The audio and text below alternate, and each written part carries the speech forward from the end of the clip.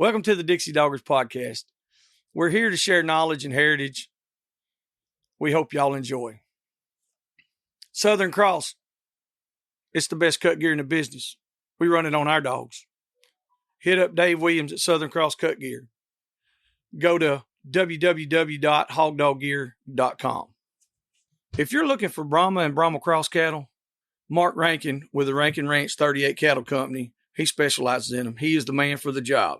He's based out of Oglethorpe County, Georgia, and you can contact him at 407-832-2077.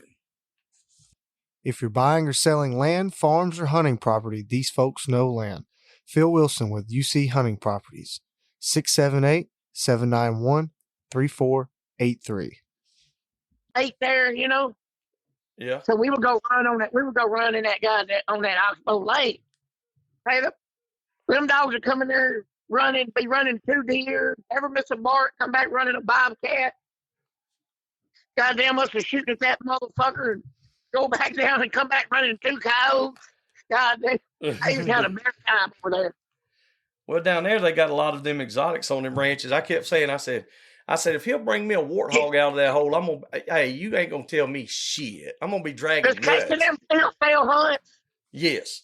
They got, that's in Big Daddy hunts down there. Yeah, I need to help promote his shit. He's a good motherfucker. You ain't lying. He is. I'm telling you, I knew he had a good operation. How did his dog do? Fantastic. They have some of the most heart and drive out of any cur dogs. Like that one cur dog literally. Well, some bitches is half walker.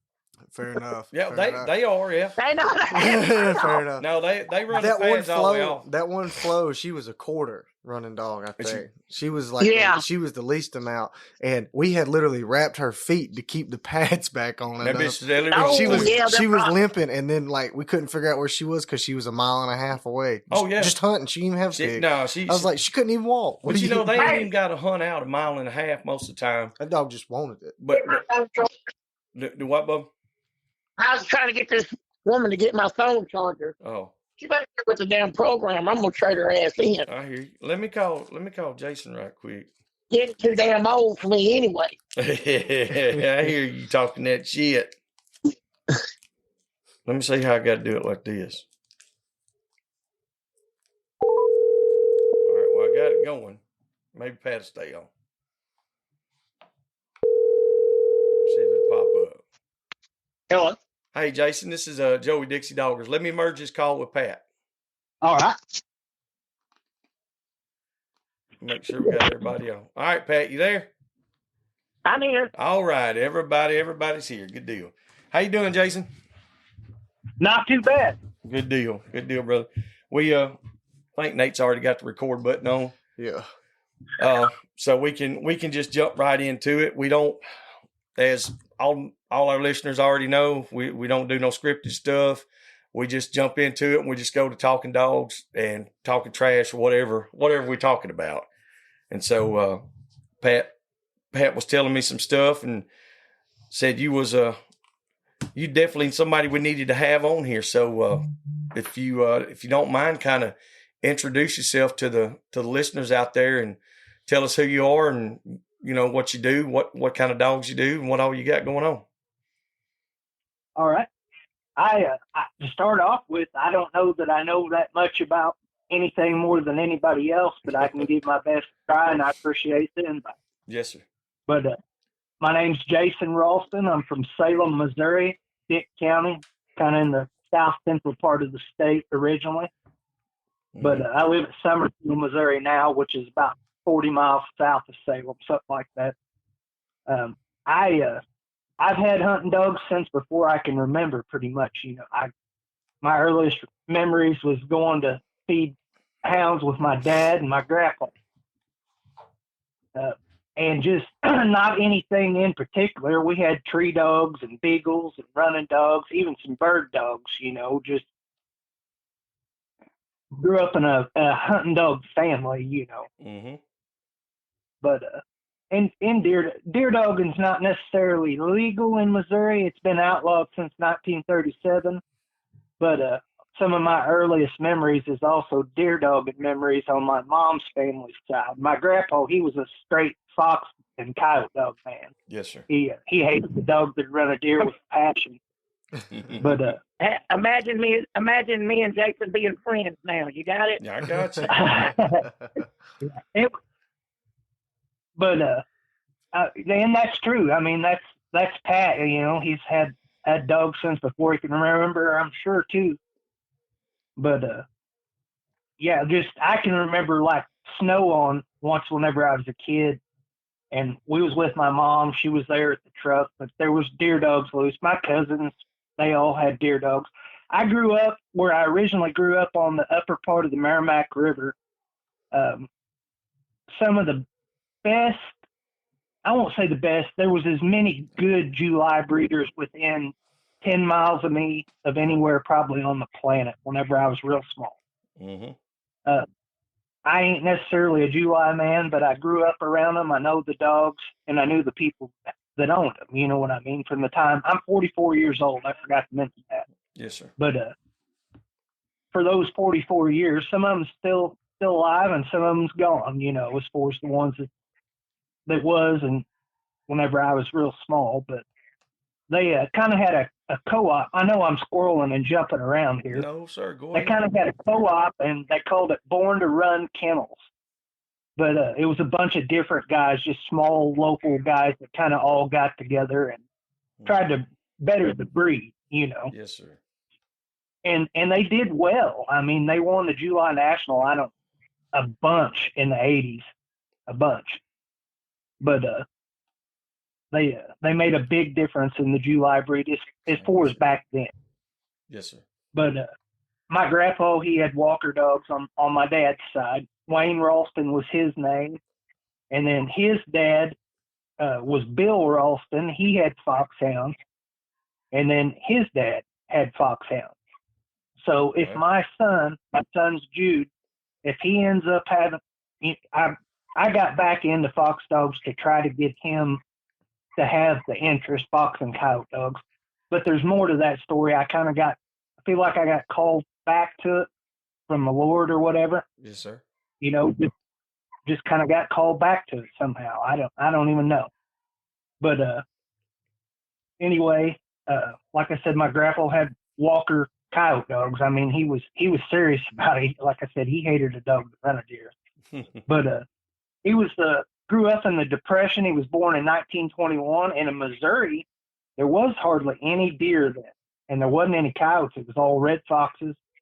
The men, just different people. They'd work all day, and then in the evening, they'd go sit around the fire and cuss and discuss life and run their house. You know, that was entertainment. He talked about back then, you know, each person's hunting horn, they all knew it. They all said everybody's horn had a different sound. And each, you know, they had a little set deal on a certain night or certain time of the evening. That's what it was. They'd all be outside listening, you know, unless it was real bad weather. And certain numbers meant where to meet, you know, like tones or lengths of tones and who all was coming. They could tell it all by the hunting horns, and they'd pass that message on through the country. Wow. That's dog man stuff right there now. The guys I know I hunt with, they can't even understand damn text message. If it wouldn't be for spell check, it looked like an 8-year-old retarded Democrat wrote it, wouldn't it? Yeah. I mean, they was dog men before serious hounds, not just dog men, you know, old time hounds. But he'd still yet, whenever he was in his 70s and had cancer, he'd sit by the fire all night. You know, as long as there was a hound listening, he'd be there. Yes, sir. And us, about 2 or 3 in the morning, we'd get a little weak hearted and have to go lay down, you know, inside the shack or something, you know, if we was at the fox den. Yes, sir. But not him. He'd be there the next morning, sitting there by the fire, looking at us, wondering where breakfast was at. We'd have to get up and make breakfast. But he had it figured out. He was definitely serious, even till the day he died. Wow. But died at 79. He was just short of being 80. But man, that's he's something. Same dude. He'd had hounds since the day he was born. he had older brothers. He was the youngest sibling of, I think, 14 kids altogether. Oh, goodness. But some of them died in World War II. Some of them just different things. Back then, a lot of children died real small. Yes, sir. It seems like either 5 or 7 of them died pretty young, But the rest all made it to adulthood. Like I said, at least 2 of them was killed in World War II. And maybe the other one was the Korean. But like I said, then my dad, he had always had hounds too, but he lived out there where there was hounds everywhere. And he knew if he in fact, he had a young pair of dogs called Snyder and Spider, I guess whenever I was real small. I remember them whenever they were older dogs, whenever I was real young. But anyway, all them people, I know I've squirreled 6 times, but all the people around us out there north of town all had deer dogs. They was grocery shoppers. They didn't care what the dogs were. And but your dad was a field trialer though, wouldn't he? Ain't that yeah, what he did. Yeah, my grandpa, he did. Even my great grandpa did field trials. But yeah, they field trial and stuff. My dad, I've got pictures of him whenever he was young, and my grandpa was, he was probably in his 50s then. Would have been in the 70s. But like at the Kansas State, I forget how many times, like my grandpa, my dad, uncles, cousins won the Kansas State. But that was more of you had to have a pretty straight dog out there. It's different than like a southern field trial. Like they'd all ride from coyote to coyote catch out there. It's a different style of hunting. It's open country. Yeah. And they'd have it in November back then, right before deer season. But they'd all go out there. It was just like a big coyote hunt, It was different. It wasn't like field. It's like trying to go to the National or like the Osmond field trial today. I don't know if it's still like that at the National, but used to you had to have a pretty straight dog down there to really do good. And it's the same way like the old Osmond field trial in Illinois. You've got to have a pretty straight dog there. A deer dog ain't going to get you no winnings and whatnot. But yeah, field trialing's in my family's history back into the 30s. I know for sure. Like before field trials were really even field trials. Like my great grandpa, he had a Hagen bred dog that I guess a lot of people bred to, called Old Rock. But anyway, that was kind of their original line of dogs, and they won some different field trials and stuff. Rock and his pup, and that would have been in the 30s and 40s, just on down. And my oldest uncle, my dad's oldest brother, was born in the early 50s. And he run hounds and stuff a little bit too, but he really never took to it like my dad or his younger brother, which my dad's younger brother, he, I don't know. It's probably bad to say this on a podcast, but I don't really think his old lady really ever liked him having much for dogs other than like he's always had some bird dogs. Well, we don't like old ladies that don't like hounds. That's right. So it's okay. You can say it. Say it away. Fire away. Yeah, but anyway, they'd all been into field trial and stuff. And my uncle he judged at the Dent County field trial, which was our home hunt, until I quit. Right before I told him to pound sand or whatever that years ago. That's a whole nother story. But up until then, I had been into field trials. Like I said, my grandpa and my dad, they'd always help with that field trial and some other local field trials around. Not just running dogs, but like judging. Like I even used to master hounds some hunts and assistant master and do stuff like that whenever I was young. In fact, I think I mastered the first one whenever I was about 17 as an assistant master. Wow. So, that's handling a lot of dogs. Yeah, that is. That's yeah. So what? You've seen them all. What is the most winners? Like a line of dogs. What produced the most winners? like liquor bred or? Probably liquor dogs or the clown. Yeah. There's the liquor, the clown dogs, which clown, the majority of his pups that really done well was crossed on liquor bitches. If you look at the, but it's as far as dogs that's probably made in my lifetime, the number one male dog, number one bitch in my lifetime that's made more of an impact on field trial dogs and even pleasure dogs, as far as I'm concerned, is Levi's Reno and Final Bit. Yeah. Levi's Reno, Final Bit. That's it. Reno and who? What was the female? Final Bit.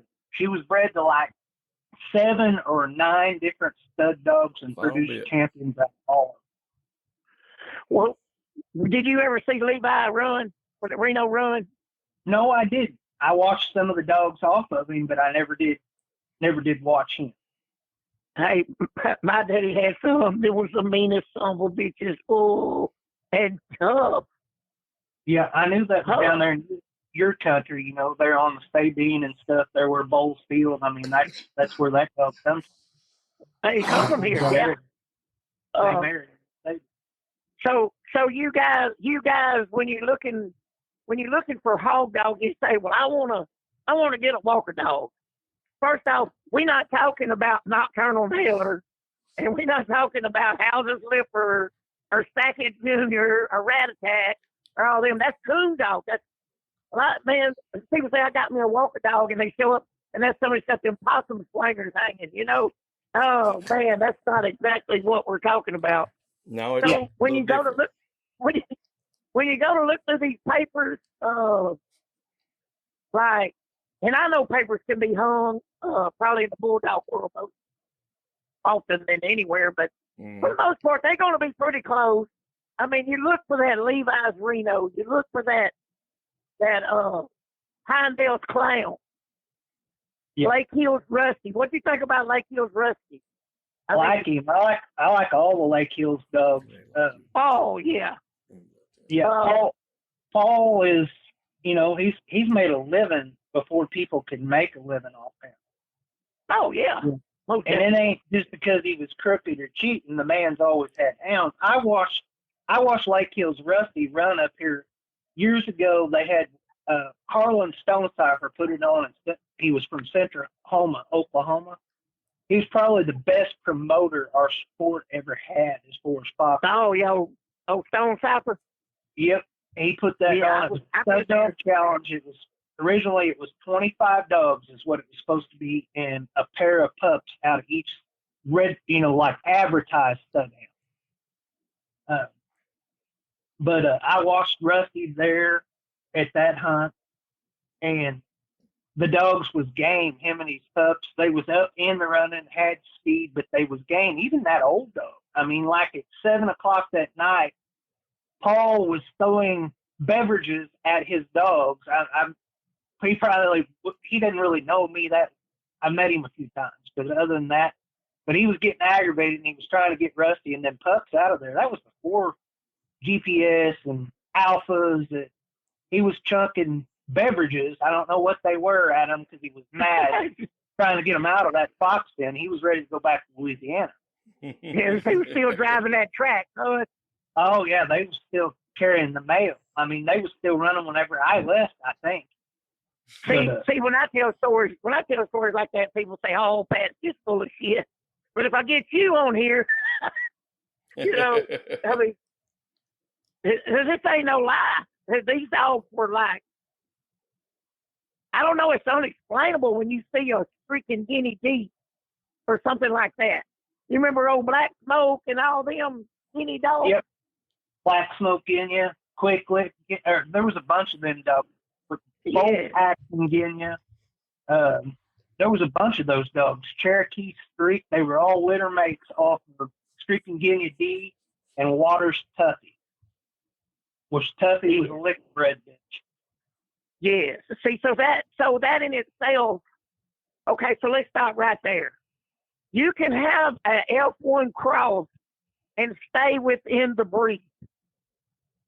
Yes. You don't have to change breeds to have an F1 cross. Yes. No. It's two inbred or two line. Don't say inbred. It's a dirty word. Line bred dogs of no relation put together. In the bulldog world, a perfect example would be Indian Bolio. Yeah, he was a F1 staying within the breed cross. Mm-hmm. And Mr. Plummer's gonna listen to this. And hey, Mr. Plummer can tell you whatever. I mean, he can explain it a lot better than me. But like when you cross that freaking guinea dog over that liquor, I'd have to call them puppies a mixed drink. Come on. Bill, they set the world on fire. I was asking John about y'all's Rick dog, about what he was. He ain't worth a damn. He said he was. That's not what you guys talk pretty highly of him. And he told me, he said he's a heck of a hound and had a lot of speed. I live 20 minutes from Buzz's fox pen. Yes, sir. And that's one of the main pens he runs in. And he said he couldn't keep speed on him. Well, I'm going to say 80% of the hounds in the United States, if they're not used to Buzz's, it ain't nothing but a rock pile. Yeah. And, it's just rough, and it's like Appalachian mountain type country. That's where we live in. Yeah, but steeper. I've hunted both. The hills aren't as long here, but they're steeper. Yes, what sir. is? Yeah. We carried him to about 45 minutes north of the Mexico border this past week. And I was concerned about his pads at first. I was like, well, the heat and the pads, that's going to be something different. The first day he got hot, and he got hot very, very fast. And so we put him up and let him cool. So we ran him. We didn't run him the next day. We ran him that evening. And like he acted like he was born and raised there. It was like a totally different dog. It was like daylight and dark from one day. Didn't have any trouble picking up scent or trailing or staying with it. If he made a lose, he would get back in there, tough it out until he got it back up, jumped and run it. Ran hogs, bayed hogs, ran coyotes. They actually bayed coyotes.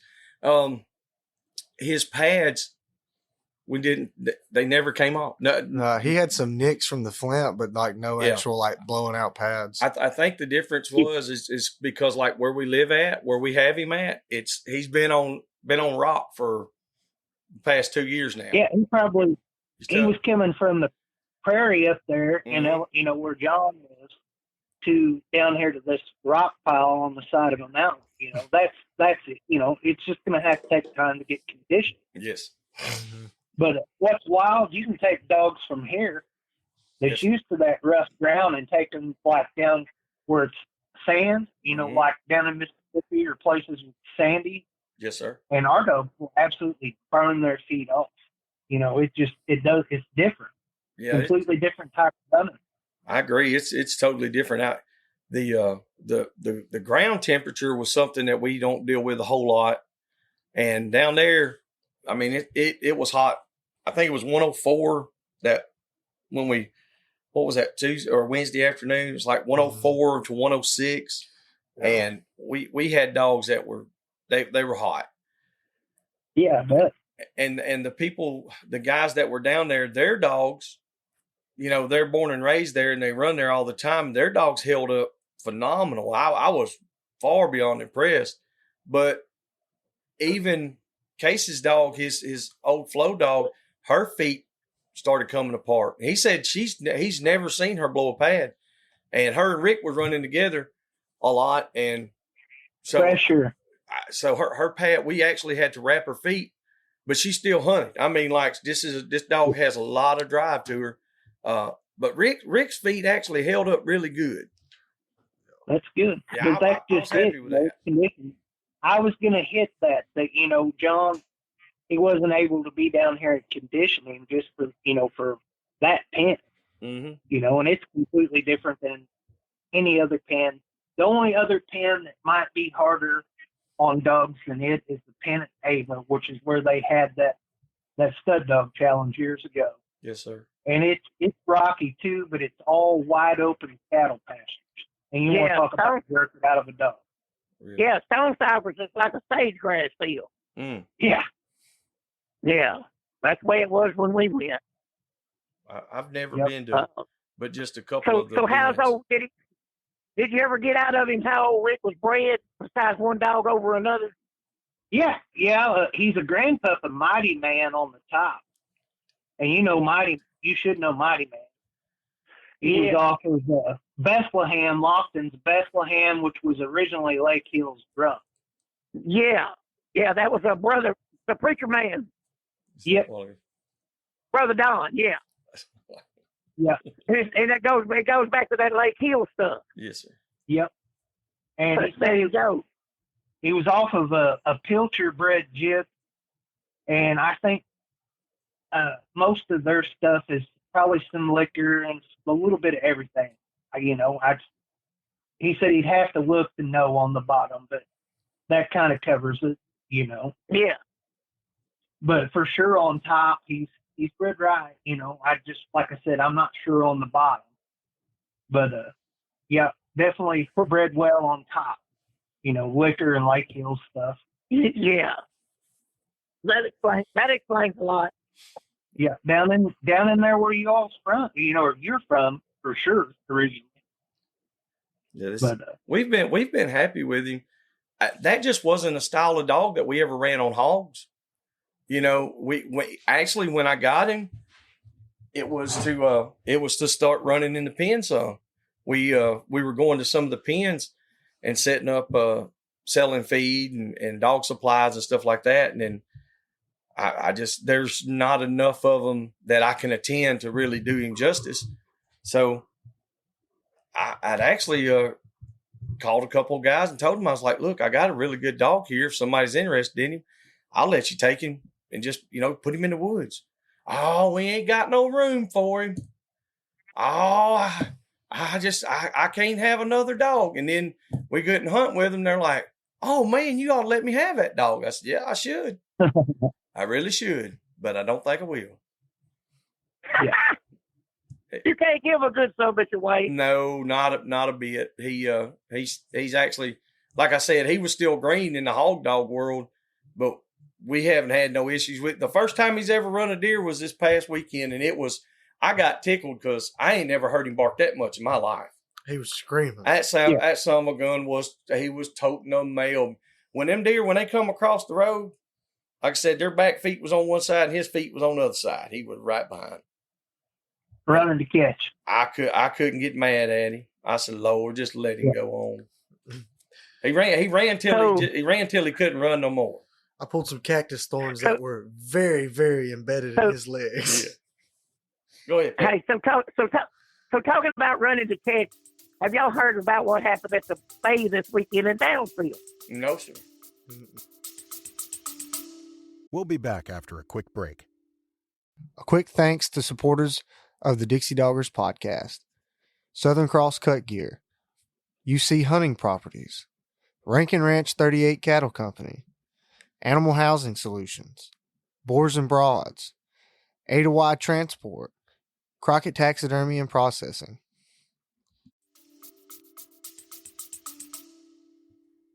Well, something happened, and then a G-dub slipped down, and the hog went over his head and out the gate, son. Mm. But not like before, when nobody turned none loose, like Jaybird picking about everybody got hog dogs, but nobody unsnapped. Yeah. It was 7 or 8 of them unsnapped. Uh-oh.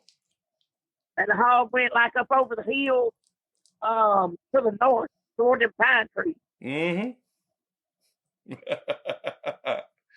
Only one dog would pass the tree line. Oh, my goodness.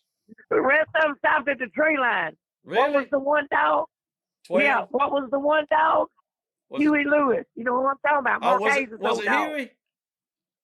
Huey run down somebody's down and caught it, and they took the 4-wheelers down there in the creek and got the hog and put him back in the bay. Hell yeah. He's going to bay whether he wanted to or not.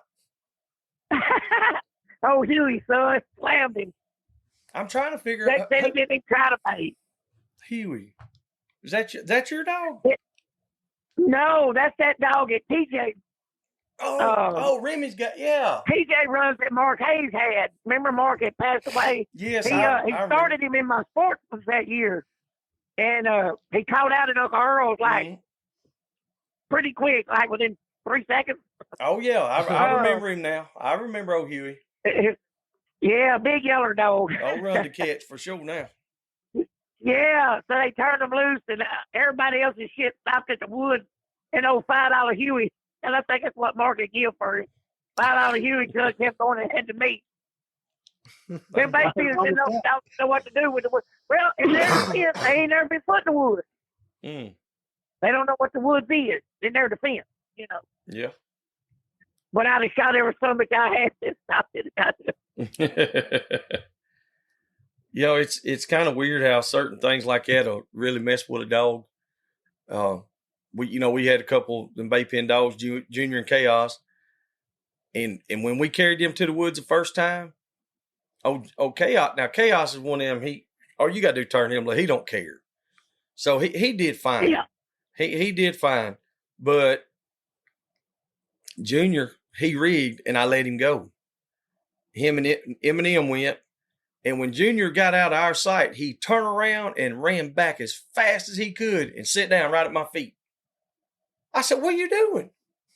And he was just sitting there shaking. I said, "Go ahead." And he took off, and he was fine then. I got to thinking, I said, "Why the hell did he do that?" I said, "You know what?" I said, I've never actually turned him loose. I always clip him up, take him to a pen, and I make him sit down. He got to act right. And then I tell him, "Okay, you can go." We ask these dogs to do some of the craziest stuff, and then when they don't do something that we want them to do, just out of whatever, we expect them to do all this other shit. We put a lot on them dogs. Yeah, we the crazy ones for thinking they don't do it. Amen. He's waiting for permission. Yes, sir. That's exactly what it was. Yeah, waiting for permission. But don't let Jason fool you. He knows a lot about a hog dog too. They hunt them mountain hogs up there, or used to, before it's illegal in Missouri. I was thinking to say, it's not completely illegal, but it might as well be down here where we live. It's mostly public, and that's what they outlaw. Okay. But that's where here's the deal. I actually got tickets for it. It was for March of 2019, and I got the tickets in March of 2020. I got 4 tickets. But one was for attempting to take feral hogs on public land. One was for obstruction of a government operation, which was for being near a trap. One was for driving a vehicle, UTV, and or horses or mules off-road. And one was for a random beer can that he found. But anyway, that's a whole nother story. I ended up getting out all that. They'd done it through a Google grid search on my phone number. And anyway, there's also a law on the book from 2003 that says this is one that went through the legislature. It isn't one that's just an NBC made up law. But it says any public land inside the state boundaries of Missouri can be hog hunted on. It's still on the book to this day. And that's why I got that part of it too. Huh. But yeah, I went through a depression. I mean, I lived, I didn't just love, I lived hog hunting. I loved it. But anyway, I went through depression, and like I said, the Lord kind of led me back to foxhounds, I feel like. Yes. But part of it, my health isn't very good. It wasn't even very good whenever I was still hog hunting quite a bit, but my health kind of went downhill. That's another story. But I think he's led me back to what I can handle. You know what I mean? And not that hounds can't be a lot to handle, but it's sure different than running in and grabbing a boar hog in a thicket. You know, in turn. You know what I'm saying? It's a completely different deal. It is. Than running hounds. It's a totally different deal. We tend to run a lot more of these type dogs now than we did before. Yeah, and it's a little more lax. It can be a headache sometimes because they don't want to stop and they got a lot of go to them. It's definitely a learning curve on how to handle them too. Yes, they're very different dogs than typical hog dogs that we've been using. Like Pat said, you got to be a little closer to Jesus sometimes because they're gonna test you. Yeah. Hey, I'd like rather be like old partner he was talking about a while ago, throwing a beer can at him to try to catch him than having to go in there and wrestle a hog to get him. You know what I'm saying? Yes. It comes back to that old deal whenever, you know roping horses, Pat, but oh yeah. You can put the wool in them, you can't put the go in. That's a fact. That's God puts the go.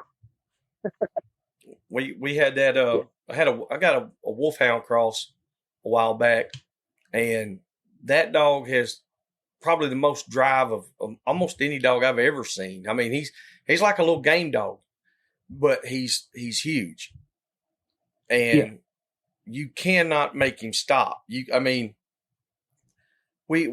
cut him off. You know, you get close to him, if he's running something or if he's hunting hard, you have to run him over, make him stop. Well, he figured it out this weekend or this past week. He ran until he just could not run anymore. And when he laid down, that was the end of it. And you can't put that in. You can't make a dog do that. Yeah. No, at least he's not chicken hearted. No, and that's the thing about it. It's frustrating and it's aggravating. And I mean, it's downright it just pisses me off. But at the same time, it's like I never had to say, "Hey, I need you to get out from under my feet." Yeah. You know, like you said, I would rather have a dog like that than to have one that won't go. Yeah, that's exactly 100%. Right. But there's downsides to all of it. Sometimes they get so much go, they won't stop. Yeah. So what do you do? What do you do, with that? Just let them run? I'll let them run, or a lot of people do their training in the woods, but I don't like to. I do my training at the house. Okay. And then once you go to the woods, you don't have to. As far as like with an e-collar, most of your training is already done because a lot of things can go wrong in the woods. Mm-hmm. But I try to tone break everything at home. It's more of a comfortable environment. They know whenever they're doing wrong, and they know whenever they're doing right, usually anyway. But as far as around home, especially. But you get them tone broke and get all your stuff done there, and then it's no big deal. You can tone him a time or two, and, and I don't know how to, excuse me, I don't know the dog. I mean, you may have already toned him and he just won't quit. I've seen dogs like that. Oh yeah. It was to the point where we were toning, shocking. We were trying to run him down. If I can't get one step down, I just let him go home. Because you can, sure enough, some dogs ain't going to pay that collar no attention. A friend of mine from up here, he had a McMillan bred dog, which is old Ronnie McMillan died, but he was a tough old dog, and he drove me nuts. I like a tough dog, but whenever I'm ready to go, I'm ready to go. Used to, back in the day, I would have left him out. He'd have found his own way back to my house. Yes. That wasn't no big deal. Still yet, I like dogs to home. But anyway, that dog would lay down. My old lady tone broke me. What'd you say, Pat? That's how my old lady tone broke me before I left the house. Because if we was in the club, that music would be loud, and I might not get to hear the urgency in her voice. That's right. She was tone in her voice. So she told me before we left, "Look here, you mother." Getting you straightened up. Yes. I got tone broke at the house before we ever went. Tuned up. That's right. You was tuned up before you left the house. Yeah, I was tuned up. Yeah, tuned up about the tone. Yeah. You'd tune into the sound of her voice. Yeah. Hey, yeah, my grandma used to do that to me. Yeah, one time we all loaded up, and I used to go every year a couple of times to Missouri and deer hunt and this, that, and the other, just whatever I really wanted to do. I had a friend that owned a place, and he'd always let me stay in his. He had a little lake, had a little private lake, and a big old house on the side of the mountain. And one year I had about, I don't know, 50 or 60 pounds of fresh shrimp. And Jason came over, I think he got sick eating the damn shrimp. You remember that? I foundered. Yeah, foundered on shrimp and Miller Lite. Yeah. Well, that was some good times back then. Yes, it was. Yeah, it was. It was a good time. So when you get these, like when you're starting your dogs and stuff, is it how do you start your young dogs? What age, and what scenario would you do it? If I had my choice and could, I'd let them run loose from the time they was little babies. Okay. And have me a pair of trashy old beagles that run about anything from rabbits to whatever. Okay. And those puppies will go to running. And you can tell by looking at them, well, they've been running rabbits. And then the first round that they're gone a little while, like 3 or 4 days, week, however long, whenever they come back, then tie them up and go, start to teach them something. But a running dog, if you can let them and give them the opportunity, they're going to start themselves. And if they don't, and you may have to, it's not by a set rule, but generally they're going to start. Some of them, it may be older. Some of them, it may be later. You got to give a dog a time to be a dog and let a puppy be a puppy. And that's just like people. We're all different. I wasn't worth a crap till I was 35 years old and still have my moments, Yes, sir. We all grow up like an honest man. Yeah. We all grow up in different stages, and people forget that about dogs. But for the most part, whenever it comes to hounds, most of them's going to be going and running by the time they're a year old. If they get much over that, 14, 15 months, I go get pretty nervous, and they're probably going to find somewhere else to go, and I don't get rid of dogs. So use your imagination. Yes, sir. I think that's that's one of those things that it's almost, nobody wants to discuss it or anything about culling dogs anymore. And I know a lot of, and it's sad because I know a lot of people who are breeding dogs and they never cull. Even a soft cull. I mean, they just never cull. And I'm like, all we're doing is just hurting them, it's making it worse. Hurting the breed. Hurting the breed. Yes. Or whatever you're hunting. So if that is one thing right there. If you've got these dogs and you got them started, good into, say, if you're going to run hogs with them, me and Pat have had this discussion before. I want to hear your point of view on it. All right, so you got them running hogs good. You take them out on a hunt, they get on a deer.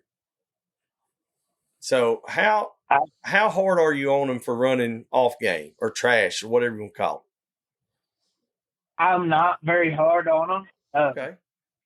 Generally, if you're doing your part and keeping them in hogs whenever they're young, you shouldn't have much trash. And if you do, they're puppies. Let them, Yeah.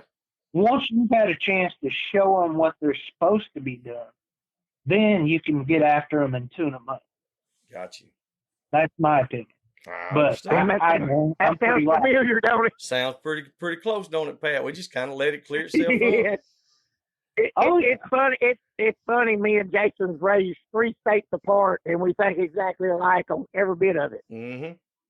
Well, that just even like the same strain of dogs. Yeah, I mean that's the basic fundamentals of it right there from the generations before has been, imprinted upon you guys. So the same.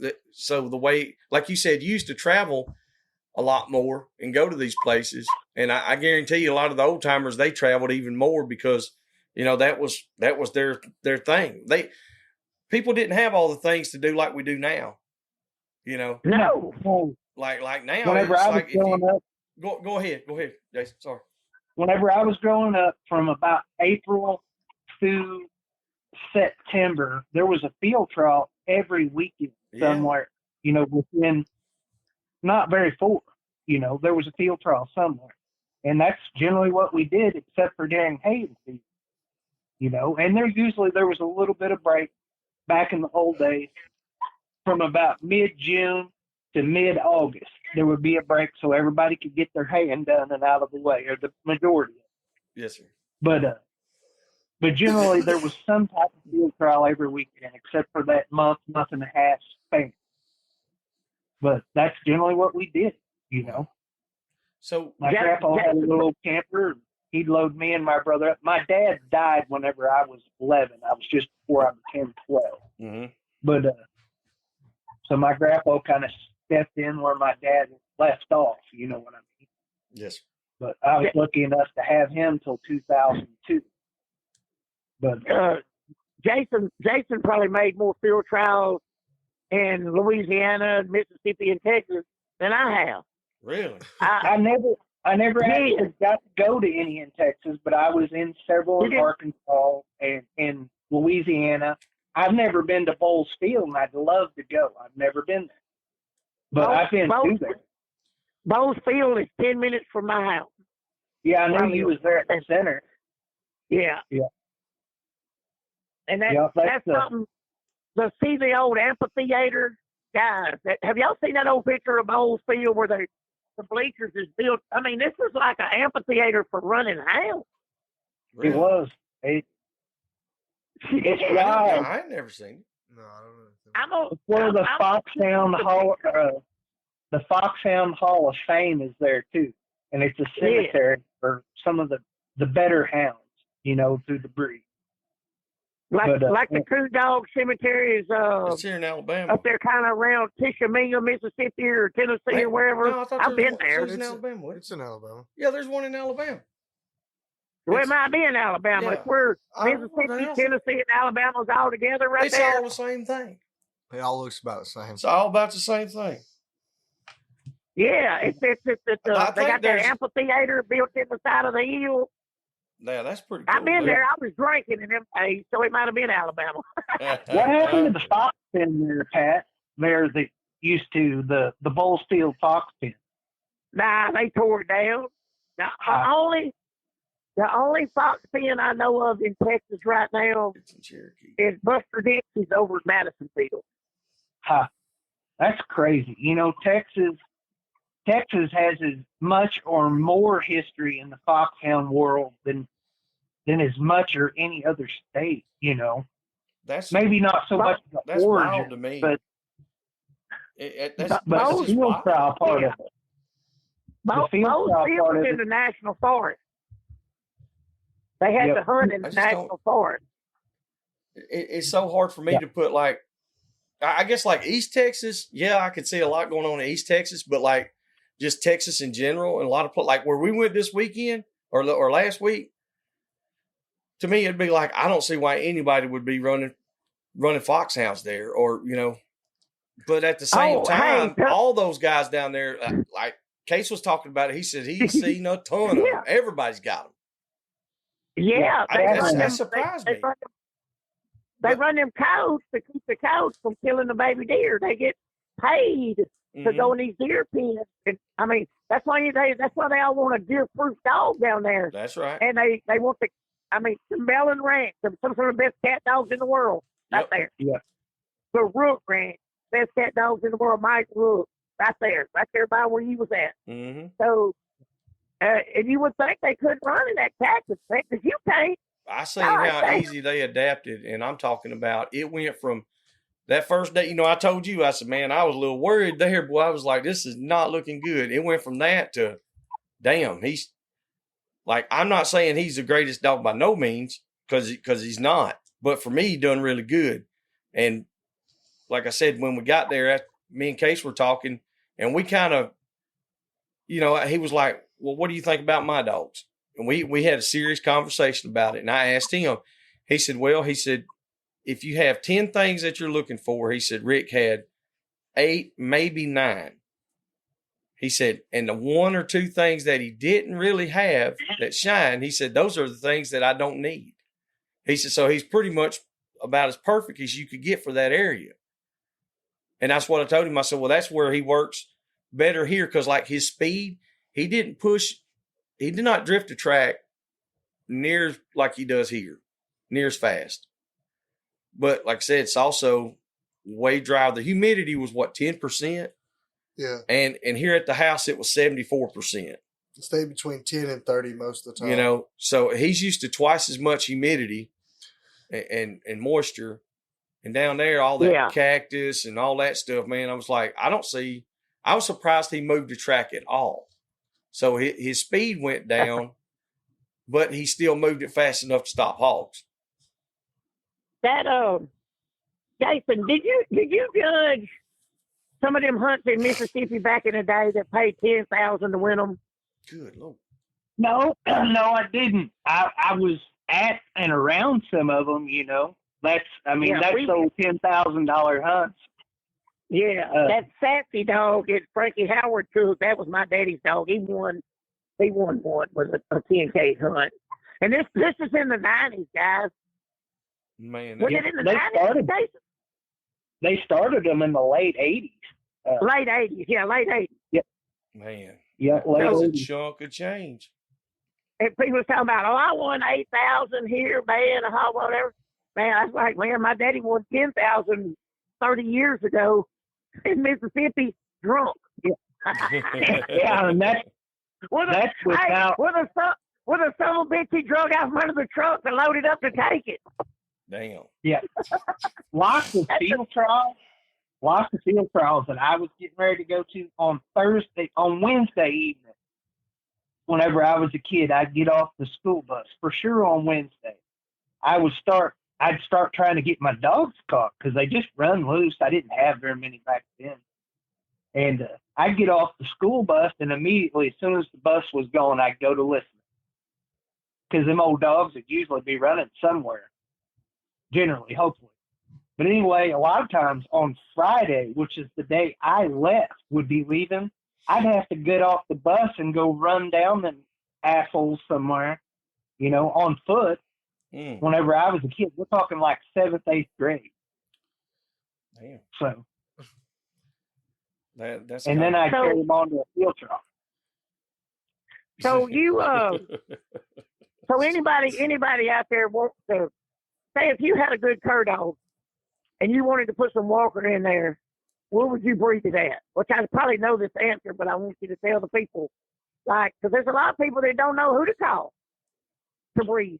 Or they just go down to the fox pen and get any old dog, Not just any old dog's going to do it. I'd say 99% of running hounds will run a hog, but 80% or less are going to bay one.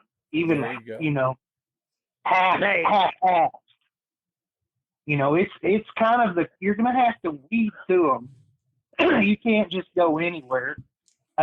Rick's working for you all. I'm sure Blanton, you could breed to something out of that stuff. That's kind of a liquor and a little bit of everything crossed, as far as the Jet Pilot Ray dogs. Mm-hmm.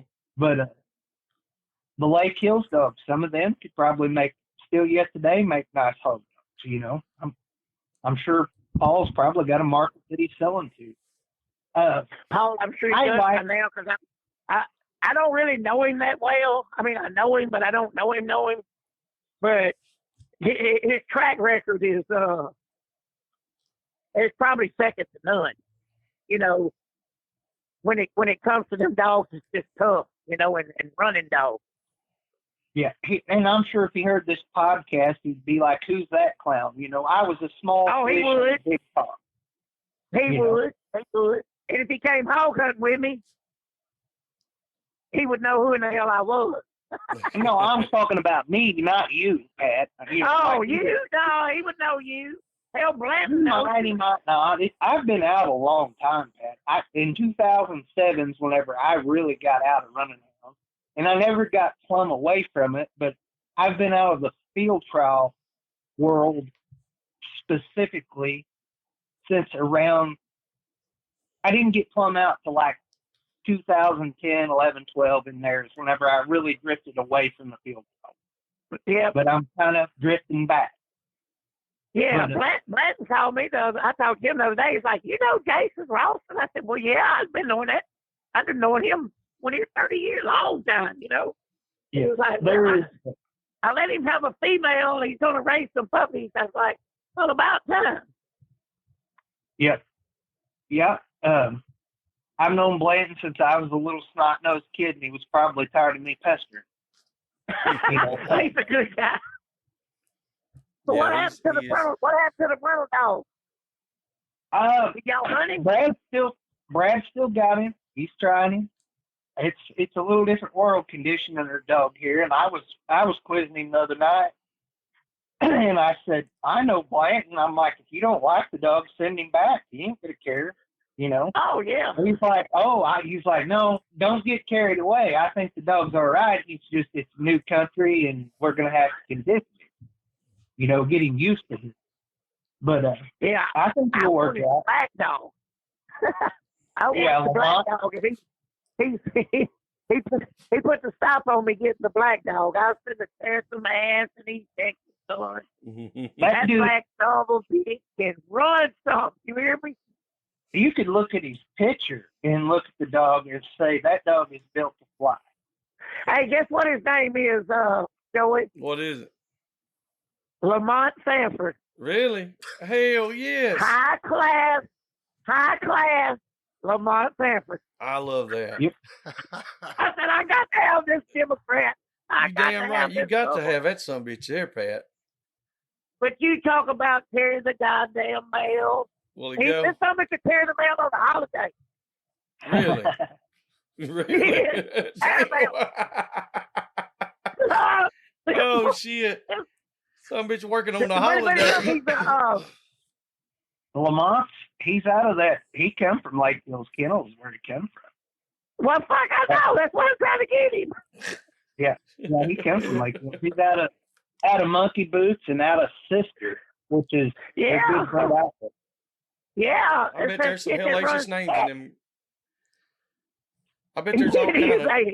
How many dogs they usually turn loose in a big cast up, like in a big field trial, Pat? Or 200? 200? It just depends.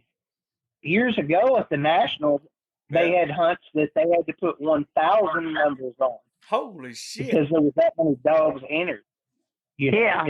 God Almighty, damn.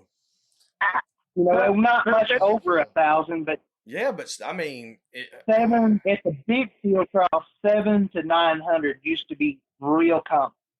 Wow. Yeah, but that was dog feed was $10 a bag for 10 to 12 bucks a bag for the better kind, and it was $25 a dog to enter.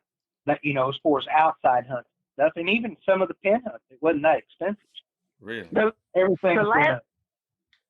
I think the last time I entered Buckfield, it was maybe 400, a little over 400 on an outside deer dog hunt. And I was drinking a little bit. I I didn't actually do it. My buddy that took the dog put 313 on his side. Because we got entered up late. That old dog ain't been out 10 of the year. And I think I placed 5th or 6th speed and drive, which ain't nothing to sneeze at. And 400 is the best dogs in the nation, so it ain't too bad. That's pretty damn good. And that's these puppies I'm shipping out are all off of him. I wasn't even sure if he'd run a deer. I had never let him run one. But but you talk about bay a hog, he'll catch out in the goddamn bay pen if you ain't careful. If you put anything with him, he'll catch. He's a walker dog, but he'll catch out. He's a mean son of a bitch. Man. Yep. What's the entry fees running those? It just depends on the hunt. Okay. Well, the reason I'm asking all these, like I said, I've had people ask me before, and I'm like, I don't even know. Like, that's something I don't know, and so we got a lot of listeners that $50 nowadays in a pen is real common for a small hunt. But there's hunts that they give away trucks and side by sides. Like first place gets a truck, and then second place gets a side by side, and then on down the line, plus cash and everything else on top of it. So a lot of those hunts, they're big entry fees. We're talking $1,000, Yeah. or more. Some of them's even higher. Well, yeah. But hey, let me say something about this fox pen field trialing now. So you can like this past weekend at in Downsville, the 2-dog winner was Red Maynard and Randy Dominy. Good. They both got good dogs. I'm not knocking their dogs. Oh yeah. But I'm gonna tell you something. Like you'll hear about that every now and again, in the bay pen world where somebody just comes up and just they don't make the podium but 2 or 3 times a year. That don't happen in speed dry fox pen. That does not. You never have nobody come in that. Oh, it's never an upset. What do you think about that side of life? Jason, it's like it's gonna be like them. Yeah, it's gonna be them. Sometimes you get somebody new that comes into it, and we always call it just blind luck. Like you get somebody that's new, and especially like their rookie year, it would seem like they do really well, and it was just pure luck. And then from then on, for quite a while, they'd have to rethink things because they'd have to do it like everybody else did. Right. But it just always seemed like that. But you're right, for the most part, you're going to have the same people that can win a hunt in Virginia and travel to Louisiana, or like Paul West from down there travel to Virginia and win. Yeah. So if I'm looking at a Calcutta sheet at a fox pen field trial, I ain't looking at no dog names on there because I don't know Monkey Boots from from Sir Lick-a-Lot. You know what I'm saying? I don't know. But if I see this name, that name, John Blank, Paul West, Brother Don, is he still living? Or did he? I think he passed away, didn't he? Brother Don Lawson. Do what? Is he still living? Lofton? Yeah. I don't know. I don't know either. About him. But when I see names like that, hey, I'm Calcutta and that dog. Art and Toby Spurlock, that's Texas the guy. Spurlock, yes. Jeff Ingram, any of that bunch. Jeff brought away when he was alive. I double buy his shit. If he come up in the German Shepherd, I got 500 on it. That's David Bonner. David Bonner, all that bunch. Porky, what was Porky's last name? Lives down there around, he's in East Texas. Oh, hell, I can't remember. But anyway, any of them guys, I'm betting on them. Yeah. I ain't giving a damn what they lead. Because they come to win. Yeah, that's for sure. I never did really do the Calcutta stuff back years ago. One thing, I barely had enough money usually to get to the field trial anyway. But a lot of times people would buy my dogs. It wasn't no sense of me even try it, and I couldn't afford them. You know what I mean? Yeah. Well, my daddy went to sell a dog, not to sell it in the Calcutta. But he had such a good name with it. If he showed up at a field trial, somebody would buy his dog, and he would just mark a line through his name and put theirs on there. That's how Frankie Howard and Buddy McMillan was first and second at the Louisiana State that time. Daddy sold him the damn dog. When he got up there, he didn't give a shit about no damn trophy. Places and shit done. I got thousands of dollars for them dogs. This thing ain't gonna pay but hundreds. Yeah. And you still see that. You still see that as far as people buying dogs at a hunt or whatnot. What about, did you know the old Singing Sam dog? The old boy went to jail. I can't think of his name. There was several. There was Garner Singing Sam. There was Gordon Singing Sam. Gordon's, I think, is the one I'm talking about. Levi Gordon up here. He had Singing Sam. The Gordon Squealer dog was his originally. Gordon Squealer was a good dog too. Yeah, even old Rusty went back to Gordon Squealer in the background. Oh yeah. Which he was kind of a Nick Sundance King bred dog, if I remember right. But if you was to go breed today a cur dog, we kind of got sidetracked on that. What kind of dog? What would you look for in a dog? What I like in hog dogs? Yeah, these people that's who we mostly talking to right here is hog dog people. So yep. If you was gonna, like, say you had a good cur dog bitch and you wanted to have some puppies and put some walker dog to your pack, or if you wanted to buy a puppy, who would you contact?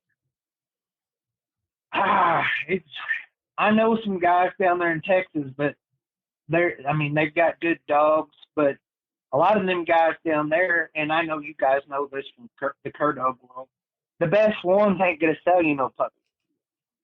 They force the best dogs to get the best people to get dogs from. I'll get it spit out. Mm-hmm. They won't ever sell you a puppy. If they know you and you're in the circle, you might get a puppy, but they ain't gonna sell you.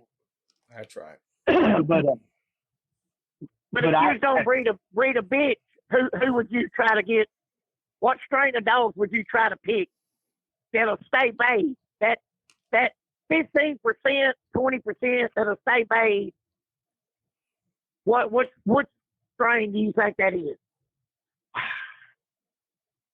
far as curs, I like Walker dog. Oh, Walker dogs. But there's enough bay dogs in Texas. Sorry, some of this, my service here kind of goes in and out. Oh, so yeah. I forgot you ain't in Kansas. No, and it's storming bad here too, so that makes it even worse. But there's so many different types and lines. Like we ain't got enough time, I know, but I've had the best luck with more of the coyote, what's considered the coyote bred dogs. They're more of a Western type dog. And I like them. They're not everybody's cup of tea, but I've had decent luck with them. They're Krogan. And it doesn't really matter as long as it's dogs that are bred to run a coyote and run to catch on a coyote. Yeah, and that seems to be the best. Now, if I was wanting to buy a puppy, I would probably go more towards that. Like a lot of your deer dogs, they're bred to run. They ain't necessarily bred to catch. And it's getting worse all the time because of field trials. Yeah. Foxskin dogs. Yeah. Now, some people, they still breed more for like an old style dog, like John Blanton. But Bart Harper is a name that I would go to. He raises coyote bred dogs, and they're going to be bred to run to catch. Daryl Norris, he's from down here by me. Zach Daniel, he lives pretty close to Lockwood, Missouri. Andy Barnett, he lives in northern Missouri. Wade Mann is a guy that's kind of a legend in the coyote dog world. But he's also a bear hunter. He's got plots too. I don't know if you've ever heard of him. But years ago, he had the Loctite Amos dog. He run him instead. But that's another. So, like if you having a hog bay, you just have a hog bay. If you have a coon hunt, you're just hunting coons. But a coyote dog is two different times. You got the 1 day, 4 hours, feed and drive, guys. Then you got a coyote hunt. That's the 3 days. Point that together over 3 days. Mm-hmm. Coyote dog. The dog. It's in my opinion, you would want to stay more toward the 3 day guys like Blanton. Blanton's gonna be more of a 3 day guy, I think. You're gonna get more endurance for sure. You're gonna get dogs that got more endurance. Now, like the dogs I'm talking about, they're more bred for actually like they basically a lot of, especially like Kansas, Iowa, places where they can in the wintertime, they hunt them more like sight hounds. A lot of it, they're going to have dogs that can go and jump their game, but they're also going to dump on them every chance they get, as for a sight race, kind of like sight hounds to run them down and catch them. And the dogs that's behind, they're going to gather those dogs up, and then they're going to relay. Exactly, just like you would hog hunt. Yeah, just like what I've been preaching for years, and people didn't know what I was talking about. I said, you test 2 dogs. When he crosses the road, you test those 2, pick those 2 up, go the next road, swap them out again, you got your goddamn hog. Ain't no 20-mile race. Yeah. Pressure is what catches coyotes. Pressure is what catches hogs. Yep. A hog can trot all day long, but he can only sprint so long. That's right. Now, so if dogs will let them trot, if dogs will let them trot, they'll run you to death. Yeah, but I don't like that. But instead of dumping the box, but get you two and let them get him going as soon as you can. Pull them off, put your two fresh ones down. I'm telling you, a dog can sit in a ball box for 15 minutes, 20, 30 minutes, and he should recast like he's never been down. Mm-hmm. I mean, and that hog's already hot. Me and Jay, the Richard Campbell did that up here. Hey, we only had to relay one. That sucker across that road. What he did, we picked up and dropped down. Hey, 300 yards. They had him. 235-pound boar hog, or 335-pound boar hog. Big stomach. Damn. They had him. Yeah. Bear hunters know it. No, as far as just hound people, they know how to relay dogs and pack dogs to them. Deer dog people do it. Coyote dog people do it. And bear dog people do it. But it's just not something that's really known broadly in the hog dog world, I feel like. No, I but agree. You pick your other ones up. Yeah, see, a lot of them, they won't pick them up, though, Pat. They leave them down. And them dogs will run until they're played out. Exactly. You ain't got nothing to pack back to them. That's right. Now, we don't. Pick your dogs up. Now, we relay for what we, hunt from the cur dog stuff. What we always call a relay is like if we caught a hog and they rolled back out, they just relayed on to the next one. Okay, but that's not running. Yeah, that's rolling out. That's rolling out. It's two totally different styles of dogs. So let me go ahead. It is and it ain't. Like I hunted cur dogs that would roll out, relay like what you're talking about. I wouldn't have anything that wouldn't do. Yes, but I also had dogs that I'd pack on. Yes, if that old hog was running, I'd fight him like he wanted to be fought. I'd start catching dogs and go to packing dogs to him as I could. We never pack fresh. I don't guess we probably ever pack as far as like when we're running straight cur dogs. We've never really had to. And there's times we probably should have, but we don't have a road system where we can get around and cut them off. Or even at all. I mean, like when you get to some of these spots, when we turn them some bitches loose, you're walking to it. I mean, unless he runs in a big circle and comes right back to you, you're going to walk to it because you can't drive a buggy, you can't drive a four-wheeler, you can't do nothing. It's that way here. We hunted a lot off mules and horses. That's what we need. And I hunted some mules. I hunted the same dogs, and I hunted the spots that I could hunt. Yes, sir. And relay and do stuff with. I'd use those same dogs there. Yeah, but it's also the same dogs that I hunted. We hunted off mules, and we'd leave the truck sometimes before daylight. And lots of times, 2, 3, 4 in the morning, we'd come back with our lights dead, and the mules would find the food. Wearing it out. Hey, now I'm just to tell you something that's going to really excite Mr. Plummer. If I was seriously hog hunting, which I don't. Come on now, you don't. I put my two running dogs down, whatever, get him up, he breaks, crosses the first road. I pick them two up, put my other two running dogs down. If he makes it to another road, I'm gonna set two of them catahoulas on his ass. I ain't finna have none of my running dogs in there to get cut up when what's fixing to happen. That's right. I'm gonna have all 4 of my running dogs on the buggy, cause like you say, you have to go through 100 to get 20 that'll bite. And that's I'm learning. These catahoulas, that's a dime a dozen. I'm definitely learning that because see now my problem always was like the same scenario you're talking about. Got these two out here running. We get to the next spot. If he makes it there, we got them other two we put on him. Well, I never did pick the other ones up. I just threw them other meat dogs down and we're going to stop him. Nate steadily hollering. You're going to end up with a bunch of vet leaders. I know. Nate steadily like, Dad, you're going to get him killed. You're going to get him killed. And so we got to stop him. So, but Nate has trained me. He's trained me up pretty good. He's made me hold back, pull the reins on him. Yeah. Hey, you got to Jake. Go ahead, Pat. Jake's got 2 catahoulas down there, 2 big male dogs. I think he calls them Frog and Oh shit! I don't even know what he calls the other one. Is it Wreck-It Ralph? No, Wreck-It Ralph comes from me. That's a hound. I didn't know what. I just remember the name. Yeah. Anyway, I guarantee you they'll cast as far as any walker dog. But this some bitches ain't gonna bite one bite. They not gonna bark. They ain't gonna bark on the track. They ain't gonna bark at a bay. They might stop to a squirrel, I guess, maybe. Yeah. That's the only thing they might bark at, be a goddamn squirrel, because they can't get it in their damn mouth. Okay.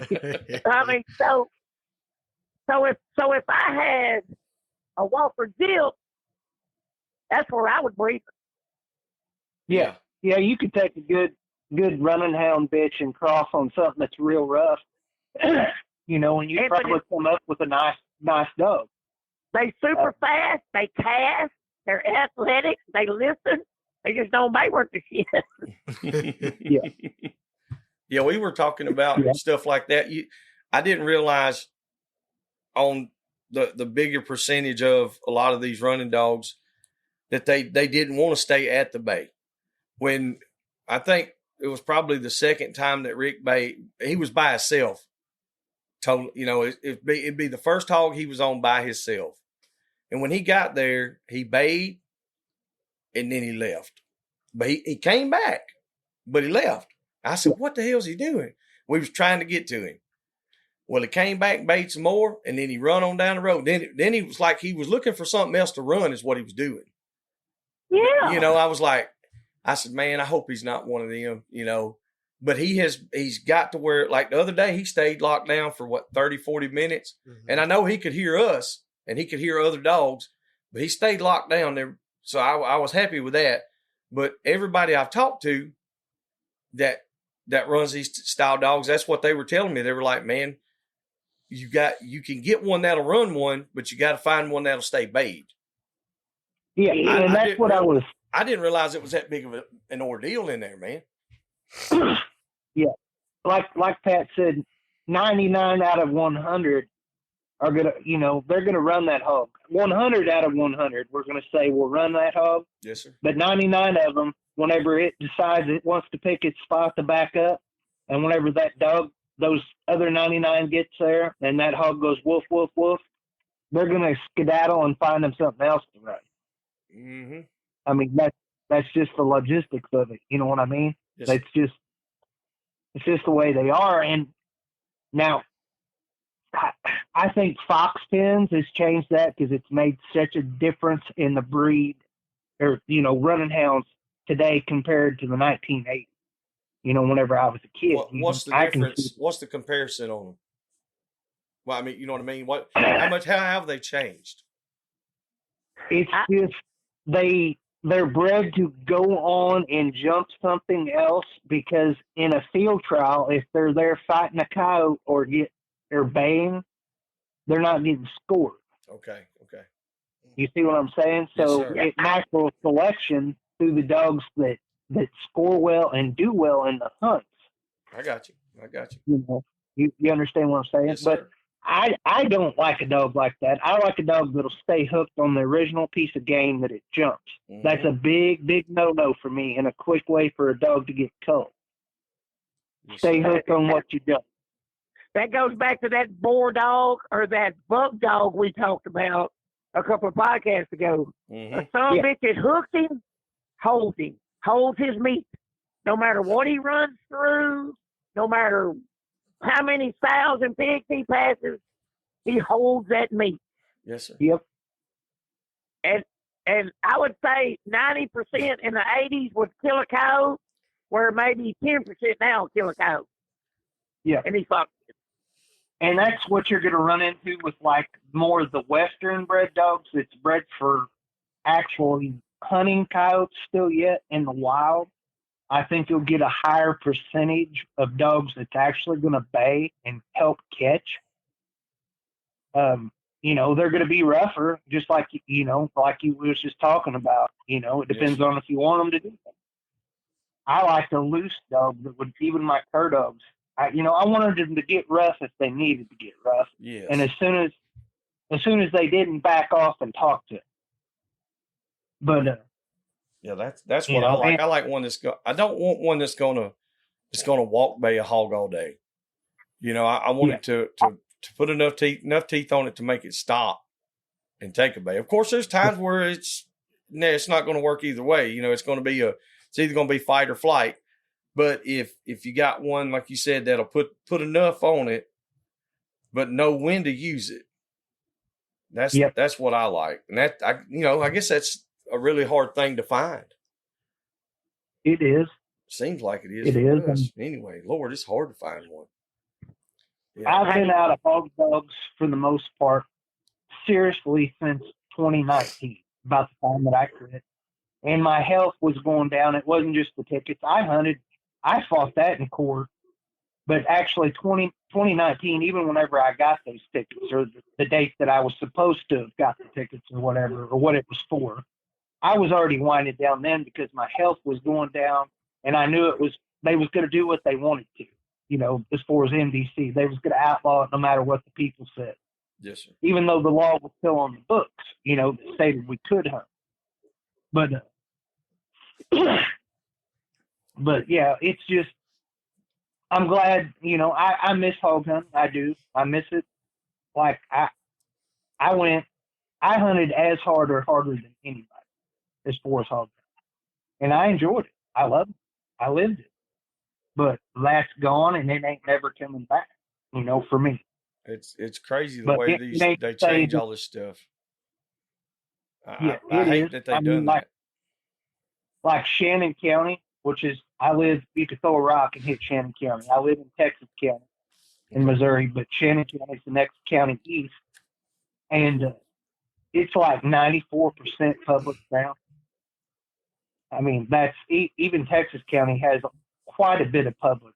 Nothing like Shannon and the rest of the counties on over east of here where I used to hunt. But it's just, it pretty much killed it. You know what I mean, as far as the hunt. And they cut it down on all public? Was it all public land they shut it down on, you said? Yeah. Yeah, it's all public land. My goodness. Which we've got 1.5 million acres of Mark Twain National Forest here, and the majority of it's in southern Missouri, the very southern part.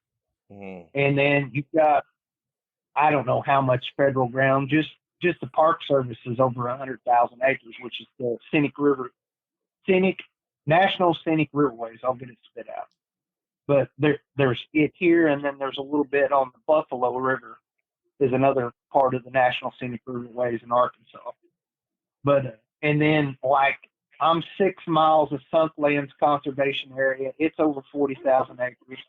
Part of Angeline Conservation Area, and it's just a little ways from here, like 3 miles is part of it. But it's over 40,000 acres. There's lots and lots of public ground here. Well, so you guys that ain't paying from hunting, y'all count your blessings. Thank the Lord. Yeah. And stay on top of it. Because you could be like Jason, having millions of acres you can hunt with hogs. There's hogs on it, because I hunted them before. Yeah. Not before it was illegal, disclaimer. Yeah. But and it's good hunting. It's like pretty woods. It's mountains. I don't know if you call them. I don't know what people say. They hills. Run that son bitch. It's a mountain. It's like Ed Barnes over there. That's right. He lives in the hills. I think he lives in the mountains. Just drive his driveway. Mm-hmm. You'll see. Tahlequah, part of the Ozark Mountains. Yeah, I mean, it just we got to do, like when you put a dead dog cut the Helen back on Facebook. Ooh, I miss poor old Rip. Yeah. Goddamn, man, put Rip in a hole and let's go hunting. That's exactly right. Don't put that shit on Facebook. Oh, I lost a good one today. Oh, yeah. Sadie got cut out and have a picture of her with a goddamn gut hanging every fucking word. That don't make no sense to me, man. No, you can put that you lost your dog, but you ain't got to show the whole damn thing.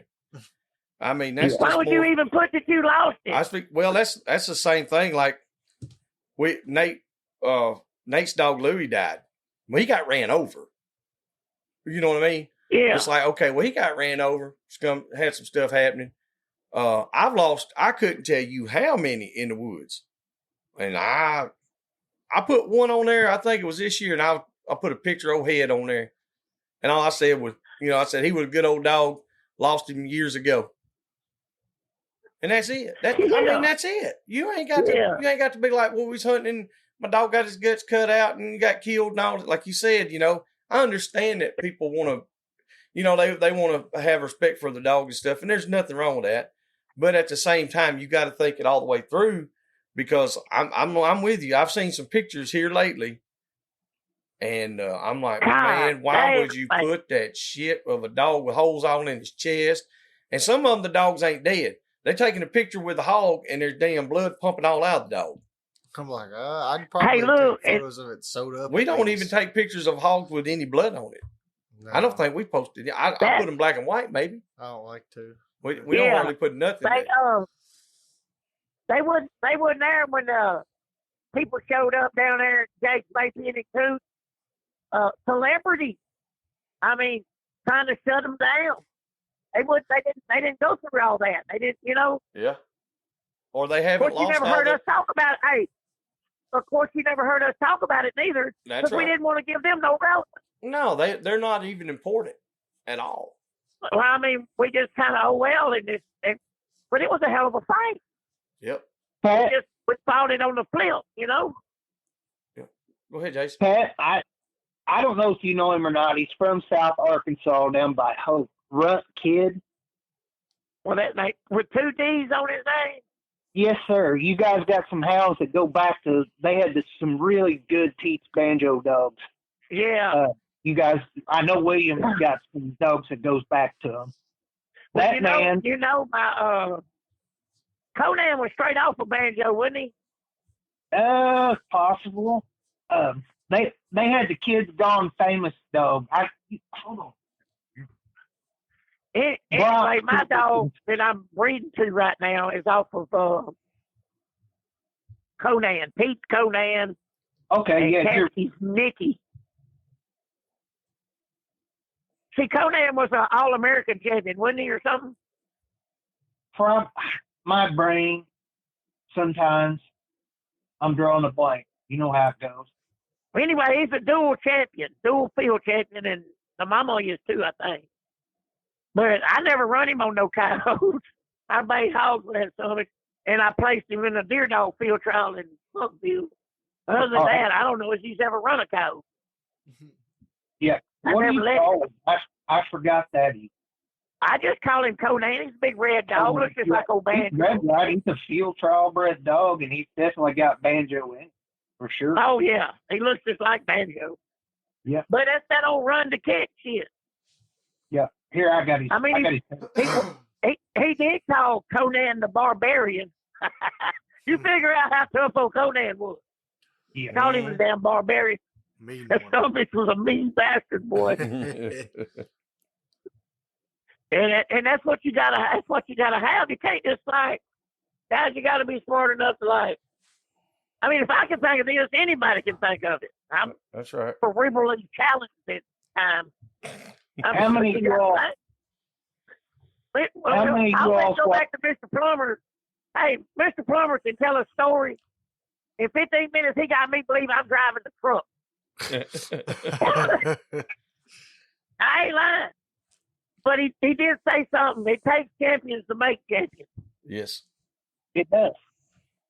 You bet. The initial investment may be a little more, but it don't cost no more to breed the champions as it does to shit. Mm-mm. Yeah. I will say this. You can generally, somebody close to you will have just as good as far as what you could breed to. Yeah. And then you take time and put time into that dog as you would to drive plumb across the country and breed it. That's been my consideration. But I've seen people drive by 40 gooders to breed to a half-ass of it 4 times than you can imagine, just because of what somebody said. Mm-hmm. Exactly. And their buddy had one that's just as good or better, but it's because their buddy owns it, they won't breed to. That's exactly right. You gotta, and Joey can tell you this. You got a better chance of making a client a friend than a friend a client. Yes. Come on. Yeah. There's y'all's Uncle Pat wisdom for the week. Come on. That's where a I was going with the 10,000%. Runt is hog hunting, just about all running dogs now. He's from like foxhounds and whatnot, you know, in field crawling and that kind of stuff and coyote hunting. But he is hog hunting, mainly foxhounds, or coyote dogs, coyote bred dogs. Yeah. And does a good job at it. I've watched a lot of these videos. He was here at a field trial weekend before this past weekend, and I was there, and he was showing me pictures and stuff. I don't know Runt very well, but he's a friend of a friend, and I'd seen him excuse me, different hunts years ago. I talked. We had a good long visit. He's a pretty good guy, but I don't know that he's necessarily going to want people pestering him about buying cubs. But if you could get some from him out of what he's got, there's somebody that's got a whole pack of hounds that he's hogging. So yeah, we've been running like that 15 years solid. You know, the foxhounds on hogs. But I'd always have geographical location has so much to do with that. If you're close to the Lord, you'd run them all the time. But you have to be careful, what you do. If I was to get up and leave here in the morning and go hunting, I wouldn't take no foxhound. I'd just walk with these shit eaters and cur dogs and yard dogs. But if I was to go 4 miles over yonder and had a little help catching them, and I'd probably bring a foxhound or two, you know. Yes. But I wouldn't bring the kitchen sink. I would. People laugh at me when I catch them up all the time, you know. Well, it's because they put theirs down. They don't understand. I'm not catching them up because I'm scared to go. I'm catching them up in case we need them again. That's right. Because if I see a guy if I'm driving home, I see a goddamn hog cross the road, that son of a bitch is finna have to cross it in a hurry. I'm finna drop the tailgate on this motherfucker. He's finna have to get younger. I ain't good. I'm sick. The man came to hog hunt. That's what we're doing. Yeah. Okay, so here's my dog tip training deal of the month. If you cast your dog and they immediately come back, pick him up, put him in the box. Yes. Don't let that son of a bitch go unless you see a hog or something. Because that will teach that son of a bitch range. He'll learn that if he comes back to you, it's over. I got to quit. Mm-hmm. If somebody ever check in with me, I'm loading him up. And I'm not going to let him loose unless I have to. It's going to be like a hog standing there or they crossing the road or something. And that'll teach that dog to keep away from you. Yeah, keep looking on your own. You come around here, you're going to have to quit. If you bark on the wheel, you're going to get the hell knocked out of you. Stop, beat, whatever it takes to get you to shut up. You're going to have to listen to them other sons of bitches out there running in bed. And that's how you keep coming back. You don't kick them when they get to you because you're going to have to catch the son of a bitch later. Yeah. And he ain't going to want you to catch you because you kick him. But you put him in that box. And then anytime he has an infraction, that's you bust his ass in. Mm-hmm. And he'll correlate being in that box to getting an ass whooping. He won't want to be in it. We did that quite a few times this week. We put quite a few of them back in the box. You understand what I'm saying? Yep. Yeah, I definitely When they come back, put them in the box. And when you pull up on the bay, they're going to start cutting up. Don't let them. Yep. Make them listen to it.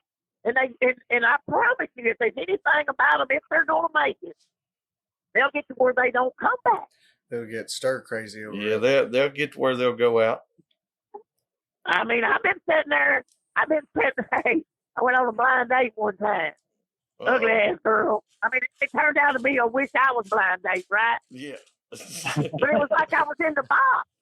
I was sitting over there on the bar stool and had 3 or 4 good-looking old gals over there looking at me, wondering why I'm with this ugly woman. But I was in the box. I couldn't cast. Yeah. See, I broke my heart and I ain't forgot it. So now you cast every time, don't you? Well, not anymore. Got a goddamn shot collar on there. Oh, I was going to say, yeah, I was waiting on you to say something. Look, Hey, they also go back to that when you cut up in the box, you know. Hey, I done been told I can't even cut up in the box. That's right. Oh, don't think I don't. I be telling her. As far as hog dogs, you know, like running dogs, making hog dogs, probably anywhere in the United States, go somewhere and talk to people who's got the best dogs that really run to catch, you know, and maybe, you know, not somebody promoting their self, but people's going to talk like who's got the heat, that kind of deal. You know what I mean? Yes, go, sir. sit back, listen, maybe not even ask, sit back and listen. I was bad whenever I was younger. A lot of older people tell me, you know, kind of like the John Wayne movie, Big Jake. Yeah. Where his boy says, you're short on ears and long on mouth. You know, you can't learn if your gums are flapping. Mm-hmm. You know what I mean? That kind of deal. Sit back, listen, and then ask questions. That's right. That would be a lot of it as far as like at the local level. Because there's probably a billion different people across the United States that maybe going to raise a dog at some point that will make what you want. But yeah, as far as somebody specific, you want those people that's got dogs that run to catch. And there is a difference, you know, that a dog that wants to run just to run the game is different than one that wants to run that game to catch it, mm-hmm. you know, to finish the play. That's exactly right. And that's what it comes down to. Those dogs that's running that hog that run in there, and as soon as he's ready to fight at them, those dogs leave and go find something that's going to run from them. They ain't interested in finishing that trap. That's my opinion. Yeah, that's what I draw from it. The same thing. It's not necessarily about running it, grabbing it, and tearing it to pieces. It's about stopping it. You know, it's about coming all the way to the game instead of just continually running. Mm-hmm. Yeah. Me and Jake started some puppies one time, and you know, every now and again he'll say something good. Who, Jake?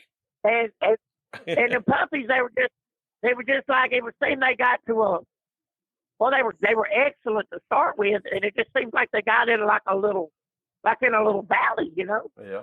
But we wasn't catching no hogs; we was catching them all, you know.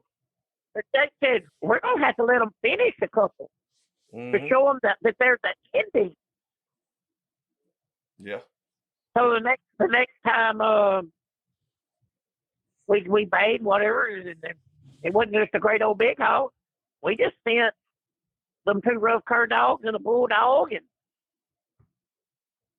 just let them finish it. You know what I'm talking about? Does that make sense? Oh, yeah. It does, man. Run in there and just let them like that, and then let them roll out. Caught them up. And did that 2 times in a row. And then from then on, they stayed hooked. They'd stay bathed. They was just, I don't know. I guess they were lost in what they were supposed to be doing. It just showed them the way. And that makes sense to y'all. It does. Showing them there's an end result that we're seeking here. Mm-hmm. I've seen a lot of dogs that maybe wouldn't stay hooked baying that long. You know, they hadn't been in on that many hogs yet, per se, or whatever. Yeah. And you go to hunt them with like some run and catch dogs, and it takes them to another level. I don't know how to explain it. That's exactly what I was trying to say. That sometimes you have to show these walker dogs that next level to wake that killer prey drive up. I guess is what you got to wake up inside them. That's been suppressed over the fox pen for the last 15, 20 years. You got to wake that. You got to wake that back up inside them. You know, I don't know. I like running deer dogs. I love it, but I don't get real excited till I shoot one running so fast that it goes in the woods upside down and backwards. When it goes across the road, I put the flip on him and he goes in the woods upside down and backwards on the other side. Yeah. That's when I'm like, woo! Then, you know, I'm having a good time now, goddammit. I don't. I mean, just running and seeing them cross. Oh yeah, look, there goes the deer. You know. But boy, when I put that 30-30 on his ass, I get real excited. That's right. Yeah. And I guess that's the same way with the dogs. Yeah. Like when they get that catch, You know, that runs to catch. You got to wake that up. I think it works. I think it really works. Like I said, that I had to use Rick as an example because that's what we're running, and that's who we're dealing with right now. And like his first, we didn't even know he was going to be at the bay that night. We caught that first sow. We were down there with Braxton. Mm-hmm. He was standing. How far back was he? 10 feet, 20 feet, easy 10. He was just standing way back. You know, like he didn't really know what was going on. But we let him handle it for a little while, you know what I mean? And then the next day, I think we got on a smaller pig and they took care of that one. Well, then he stayed in there a little more. And like this trip down here, I mean, he was in there with his teeth on the hog. He wasn't standing back. He wasn't standing back 10, 20 feet looking at it. He was in there with his teeth on it with the other dogs. Like, so I definitely see that correlation to letting him know, hey, it's okay to do this instead of just run. Yeah. It's confidence. It's a confidence. Lord, yes. You know, they go from not necessarily knowing what to do to, hey, look at these two thugs that just run in here and got a hold, and now we're having fun. That's right. Yeah. Ain't no doubt. I like stuff like that, and I'm glad to know that. I mean, it kind of validates the things I've been doing over the years. You know, hearing it from guys like yourselves, y'all, you know, dog men like y'all have been doing this, you know, longer than I have. And so some of the things that I've done, and I know it's the same case with other people who are listening, they do certain things. They're like, man, I don't know if this is the right thing or not, but it's working. And so, I mean, I guess as long as it's working, you're on the right path. Yeah. I always use this line as far as how I like dogs. And it came from one of my earliest memories watching the Disney movie, The Fox and the Hounds. Yes, sir. You know, old Copper, he thinks he knows a few things, and old Chief was a cur dog. Mm-hmm. They don't really show you that in the movie or explain it, but Chief was a cur dog. And he says, smelling and tracking ain't enough. You've got to think nasty. And if you want to catch coyotes on the outside in the wild, you got to have dogs like that. And you got to do the same thing if you want to catch a bear or if you want to catch a hog. Smelling and tracking ain't enough. They got to think nasty. Mm-hmm. They got to want to catch that animal, you know, and not necessarily catch it like hog dog people think catch, to stop it. That's right. That, you know, that's the original term, how running to catch, how that came into being. You know, it was to stop that animal. It wasn't necessarily to catch it and kill it. It was to hold it. It was to treat it. It was to bay it. Yeah. And you know, like that's been an ongoing deal about the whole run to catch thing. And that comes into things like you said, if people talk about like their bear dogs or their mountain lion dogs, they're all run to catch. If they ran and physically caught every one, they wouldn't be here very long. No. You know, and that term, people I know in the hog dog world especially, it's a big racket, you know, as far as running to catch, that term. But that term came from foxhounds originally.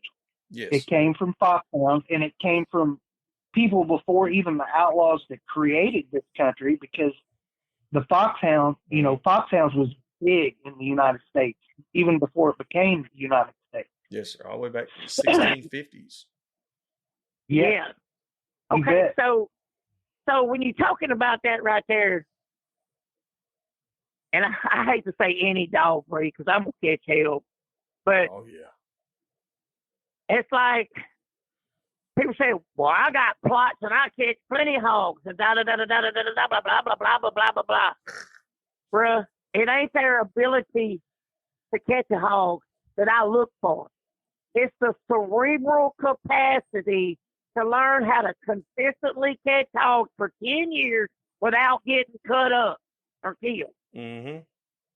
It ain't got a goddamn thing. I can catch hog with German Shepherd. That's a fact. A yard dog. I done it. A lab. I got a lab. Mr. Plummer, I think he had a lab too. I mean, you catch hog with any damn thing. But that blood don't have the cerebral capacity of a walker dog. And here's how I know.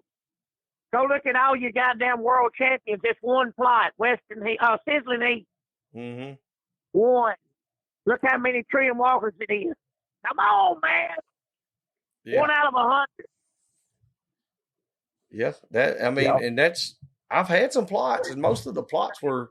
I ain't saying nothing bad about a plot.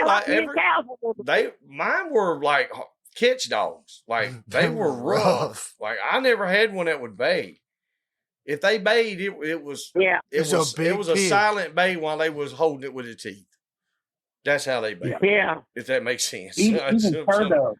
You know, even cur dogs, you go to adding a little bit of hounds, they'll get rougher. Oh yeah. Every time you go to adding a little, I don't know why, but if you add, you can get a good loose line of cur dog. Following you. Do what? Hey, I got to run right here right quick. I got to grab a dog. All right, buddy. Go ahead. We'll see. Holler at y'all. All right. Thank you, Pat. All right, man. See you, buddy. See you, Pat. All right. Let's see. Make sure everything went through. Is he coming back or?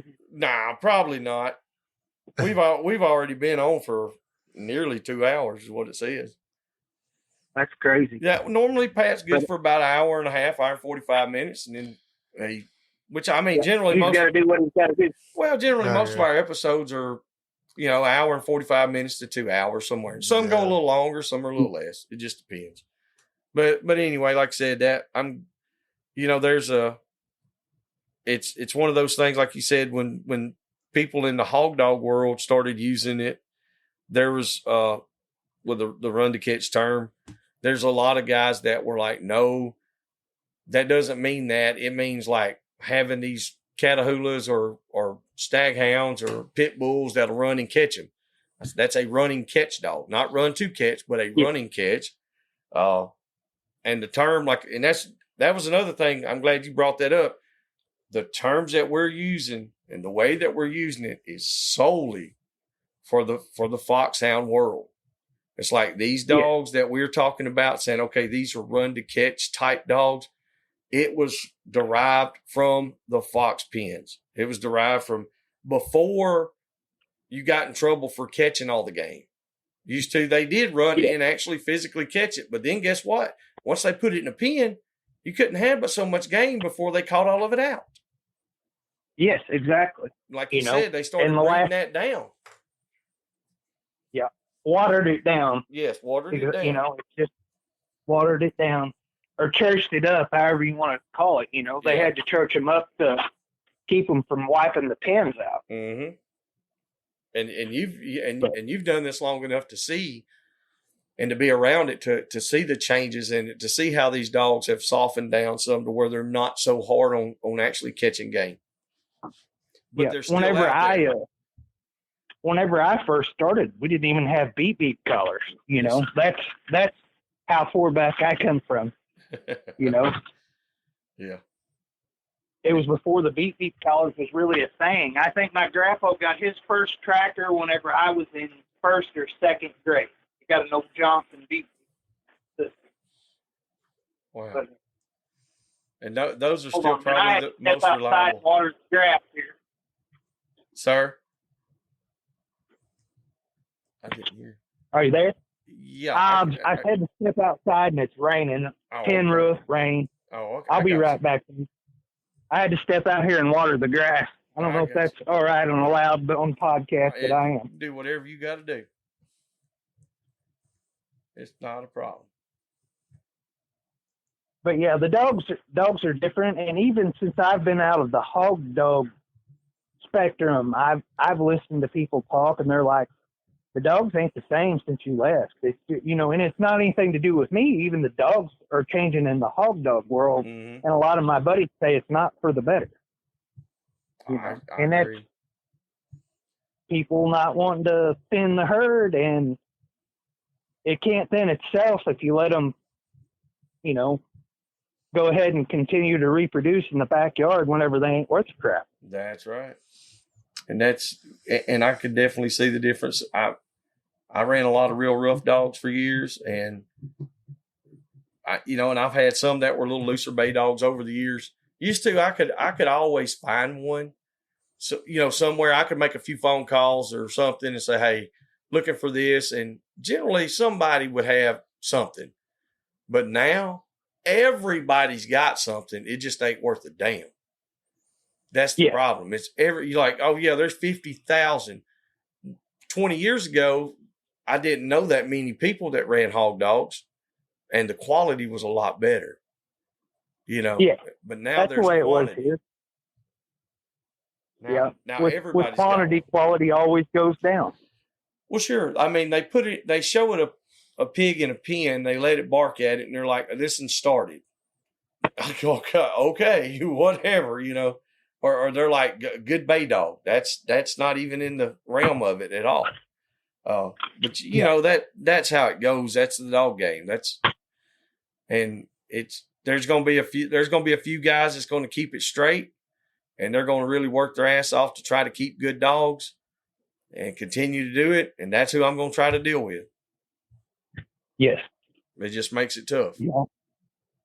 Yeah, it does. But that's just the gist of it, and it's not just dogs. It's the people in the world too have changed. Lord, yes. And I've noticed, like, and me and Pat and several other guys, we've talked about it. The hogs have changed a lot. They're different. Man, they run so much where we're at now. Even places that don't have any pressure. Like, I mean, when I say no pressure, I mean little to none. And after one raid, you go out there and hunt once or twice, man, them rascals just run. So, I mean, I guess just evolution. Yep. Survival of the fittest. That's the right. ones that don't run get killed. Yeah, the dumb ones are dead. The dumb ones are dead. And that's the ones I need for my shitty dogs. I need them dumb hogs bad. At least be honest. Yeah, we try to be. If as far as with the dogs, if I lie, I'm lying to myself. That's about most of it. There's no doubt. I was kind of surprised, like you said, though, like you were talking about. Generally, if you want to find you a good dog, somebody out there is talking about it. You don't have to pump yourself up or none of that. We talk about certain dogs that we have just because we're in the position. That's what we do, is talk about dogs. Yes, sir. And we've had people, they called us and asked, and I'm like, look, man, you need to come hunt with the dogs first before you even think about breeding to them. Come stay with us. I want to talk to. Yeah, I don't want you just doing it because I say it's a good dog. Old school dog man. I don't know about the dog man part. Capital old. Yeah, I'm mainly old. I'm just old. What Nate says. I'm just old. So. But that's what I'm saying. Used to people would say, "Come watch him," not just rely on somebody's opinion. And if it's somebody that I know pretty good, I'll tell them, "Hey, come pick him up and take him in hunting for a week or two and say how you like him." Yeah. And I mean, that's not going to be very many people, but if it's somebody I know and they're serious about doing it, because, like you said, it's the old school ways. It's like, I know they're going to be serious about it, and I'm going to be serious about it. Yeah. So. Like where you all's at in Alabama. Yes, sir. Which you're in the northern part of Alabama? Yes, sir. Really, all right. Just a little bit above north central, I guess you'd say. Yeah, about 30 miles west of Birmingham. Yeah, we're just west of Birmingham. Like right around where Florence and all that. We're just south of that. Coleman. I don't know if you're familiar with those areas. Yeah. Kind of, sort of. I drove a truck at one time, a big truck, so I know a little bit about generally, states or whatever. Yes, sir. But what I was getting at, what pens are even still open in Alabama as far as fox pens? Oh, Lord have mercy. Carolina running pen? Yeah, the Carolina pen down south Alabama toward Dothan. I think that's the Andalusia pen. Andalusia, that's it. That's it. Andalusia pen down there by Dothan, and that's it. It starts with an R. They started a can't new think one. of the name. They built a new facility, and Wildcat. That's what Wildcat. Is it Hellcat? Hellcat, yeah, that's what it is. Yeah, it's one called Hellcat, and it's a big facility down there. I have not been to it. My brother-in-law carried some feed down there for us, and he said it's a really, really nice place. Everybody I've talked to, they said it was super nice. But other than that, I know there's a few more, but I don't know all the names of them. Like I said, this is all still kind of new to me. When before I got any running dogs, I bet you I asked around for a year and a half, 2 years, and man, nobody would ever say nothing, period. And then I got rid of the first set of dogs I had. And then after that, several people popped up and they were like, hey, I know where this such and all that. And I was like, well, damn. And that's when I got with Blanton and got Rick and his brother. I said, well, I'm going to go to some of these pens. I'm going to have a couple of young dogs I can throw in there in this little speed and drive or something. I want to have a dog in a race. They ain't got to be the best dogs in the world, but I know John well enough that he's not going to be feeding no garbage. Yeah, so, that's, he's going to be competitive. That's for sure. That's right. So I was like, well, and he told me, Rick and his brother, I think they had win a few different times and they placed here and there. I was like, because they were still really young. I said, that sounds like what I'm looking for. And so we got so daggone busy. We have not been able to go to none of the pens. All of them are 4 to 5 hours away. And I don't do that enough to justify having a yard full of running dogs. So I kept him, put him on hogs. Yeah. And that went with that. He's been really, really good for us so far. Yeah. Where I was going to go with this, like Jamie Sauls, I met Jamie years ago at some field trials. I know he's always had some pretty good hounds. He's from Alabama as far as like a bigger name. Fields, he ain't necessarily the biggest name. Yes, sir. But he's somebody I would try to talk to and get pups from. Okay. Down in Pat's country, that's probably as competitive an area for running hounds as anywhere on the planet. You got the Hale brothers. They're at Epps. Donnie Holly, Donnie Valentine, super serious guys that are going to have dogs that'll run to catch.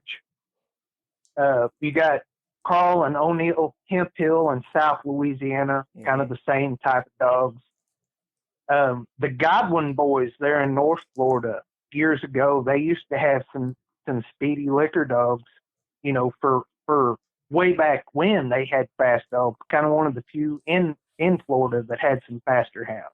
Yes.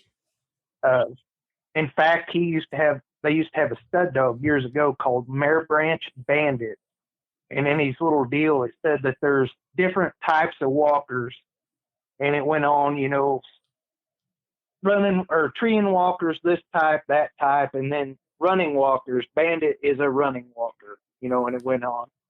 But he was a liquor bred dog. But there's more or less people all the way across the Gulf Coast and even up the East Coast. It's still big foxhound country and deer dog country all through there. Just see what you can find out. And you're going to run into that. People ain't, people are going to be different, especially like running dog people to some extent look down on hog dogs for some reason. Why, I don't know. Yep. It's like they think it's beneath them or something. I don't know. And there's a lot of running dog people out there that do both. They hog hunt too. So, but I've noticed that, especially with more of the old timers and whatnot, and even some of the people that's younger than me, they just look down upon it for some reason. Why, I don't know. But I'm sure, like you said, you couldn't get people to talk to you. Oh, I could. If you'd have told me there was and I actually knew a guy that had a big yard, Mr. Clancy, had a bunch of Julys, and I knew they were running, and I knew his grandson, and we talked to him all the time, and he was like, I don't even know the name of the places. He said, I just ride with him, So we went over and talked with him one day, and he acted like we had no idea what he's talking about, And so I always, I held that in the back of my mind for a long time. And for a while, I was kind of aggravated with it. I was like, I don't know, but I do understand they're trying to protect their world. And I do respect that. I really do. But if you keep your door locked, you'll never be able to expand. Grow. Yeah, you'll never grow at Yeah, all. you can't grow if you're afraid, and that's what it boils. And like I said, I understand it. I really do. And I respect a lot of that. But at the same time, it's like, well, hell, you cannot ever get anywhere if you just keep it at the same place. You're never going to grow. So. Yeah, exactly. Mr. Hambrick's and which I don't know that he's even still alive. There used to be several good July men from Alabama. Mm-hmm. The DeBoses, Don DeBose, Ernie Hambrick, Durwood Chandler. I don't know if any of them still got hounds or not, or even if they're still alive. I've been out too long, Yes, sir. But that would be some places to go. And I know, Mr. Hambrick, he always had some good hounds as far as what I saw out of him. I seen him in different places. And Mr. Chandler was up here and running that stud dog hunt years ago. He brought Viper up and some puppies out of him. They run really good. I think Viper was like 9 years old then, and he still run good. Finished the hunt. He's 8, 9, something like that. You can't beat that. But no, and he's his dogs would have been what you call a Western bred July hound, which is a little bit different than the Eastern dogs. Okay. But they're more of a coyote bred dog as opposed to a fox dog.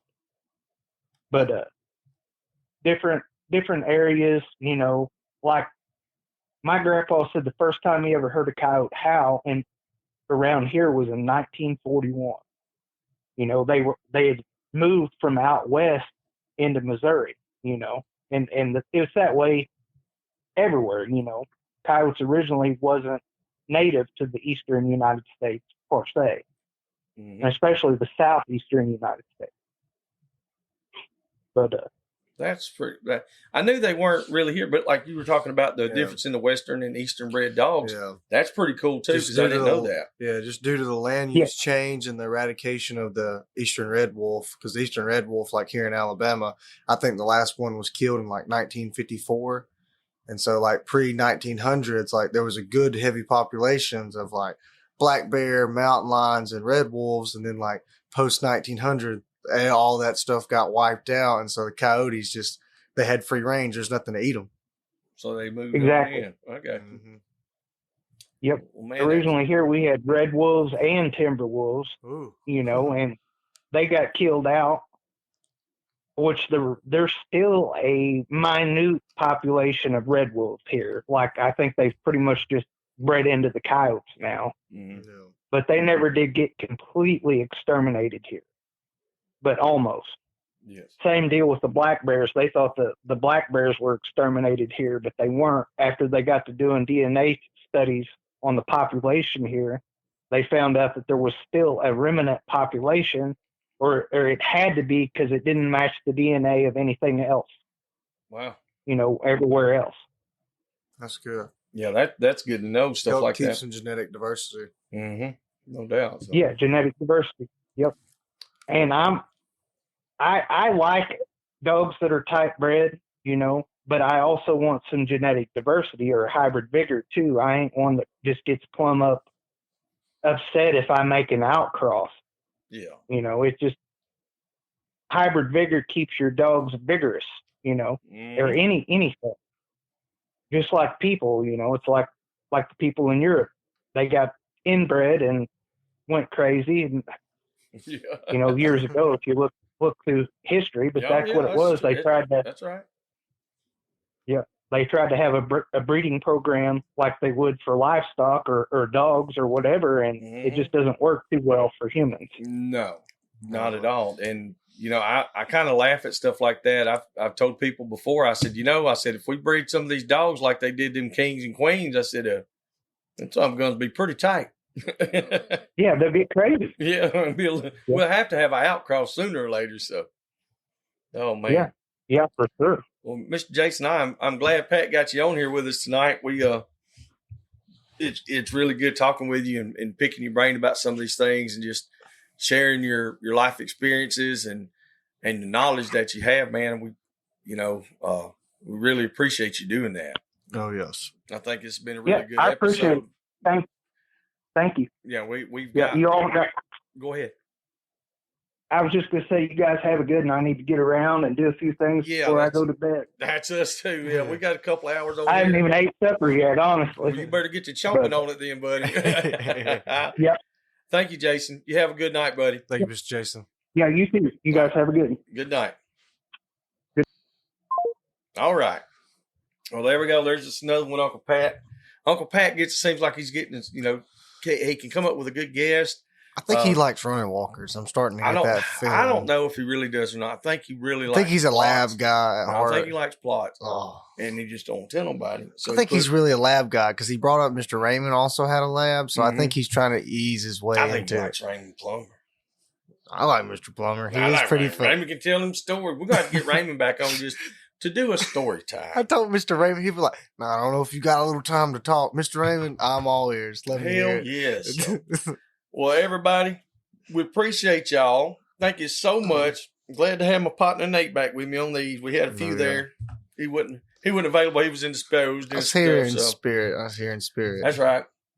And we've had some adventures the past few weeks. So we're gonna record a podcast tomorrow with Case about it. So yeah, we got all kind of stuff to talk about. So we'll get back with y'all. Y'all stay up with us and make sure y'all like, subscribe, and interact with all our social media stuff. Make sure you check out the Patreon account. We've been putting a lot of stuff on there that we don't put on any other social media. So it's kind of an exclusive deal.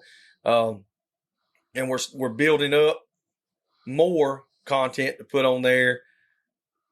It's not, it's not what you're going to see on YouTube or Facebook or Instagram or anything. You might see little tidbits here and there. It's usually more raw footage for the longer videos, and then for a lot of the shorter stuff, it's going to be more informative, comparative, more discussion-based type stuff. But I think you put when talking about, I don't know if y'all, Louis, one of our main dogs, he got ran over on a hunt, got hurt. Yeah, I'm going to put how to splint his leg on that. They're going to put all that stuff uploading. I had issues uploading so many photos, so I think I got to cut down on them. So, and I think we might be getting us some new equipment pretty soon. Yeah. So we'll be able to do even more. It's just taking a little time because we ain't rich. We all got to work for money just like everybody else does. And we got to buy it. And so we got to get a new computer going on. And I think you got the more storage stuff going. Oh, yeah. I got me a new hard drive. So we jumping up, boys and girls. Fill this motherfucker up. That's right. Hey, we love y'all. We appreciate y'all. Till the next time, put them out, get them up, get them gone. See y'all. Thank you. Hope you enjoyed that episode. If there's anything or anyone you'd like to hear on the podcast, or if you'd like to come hunt with us, don't hesitate to contact us at dixiedoggers01@gmail.com.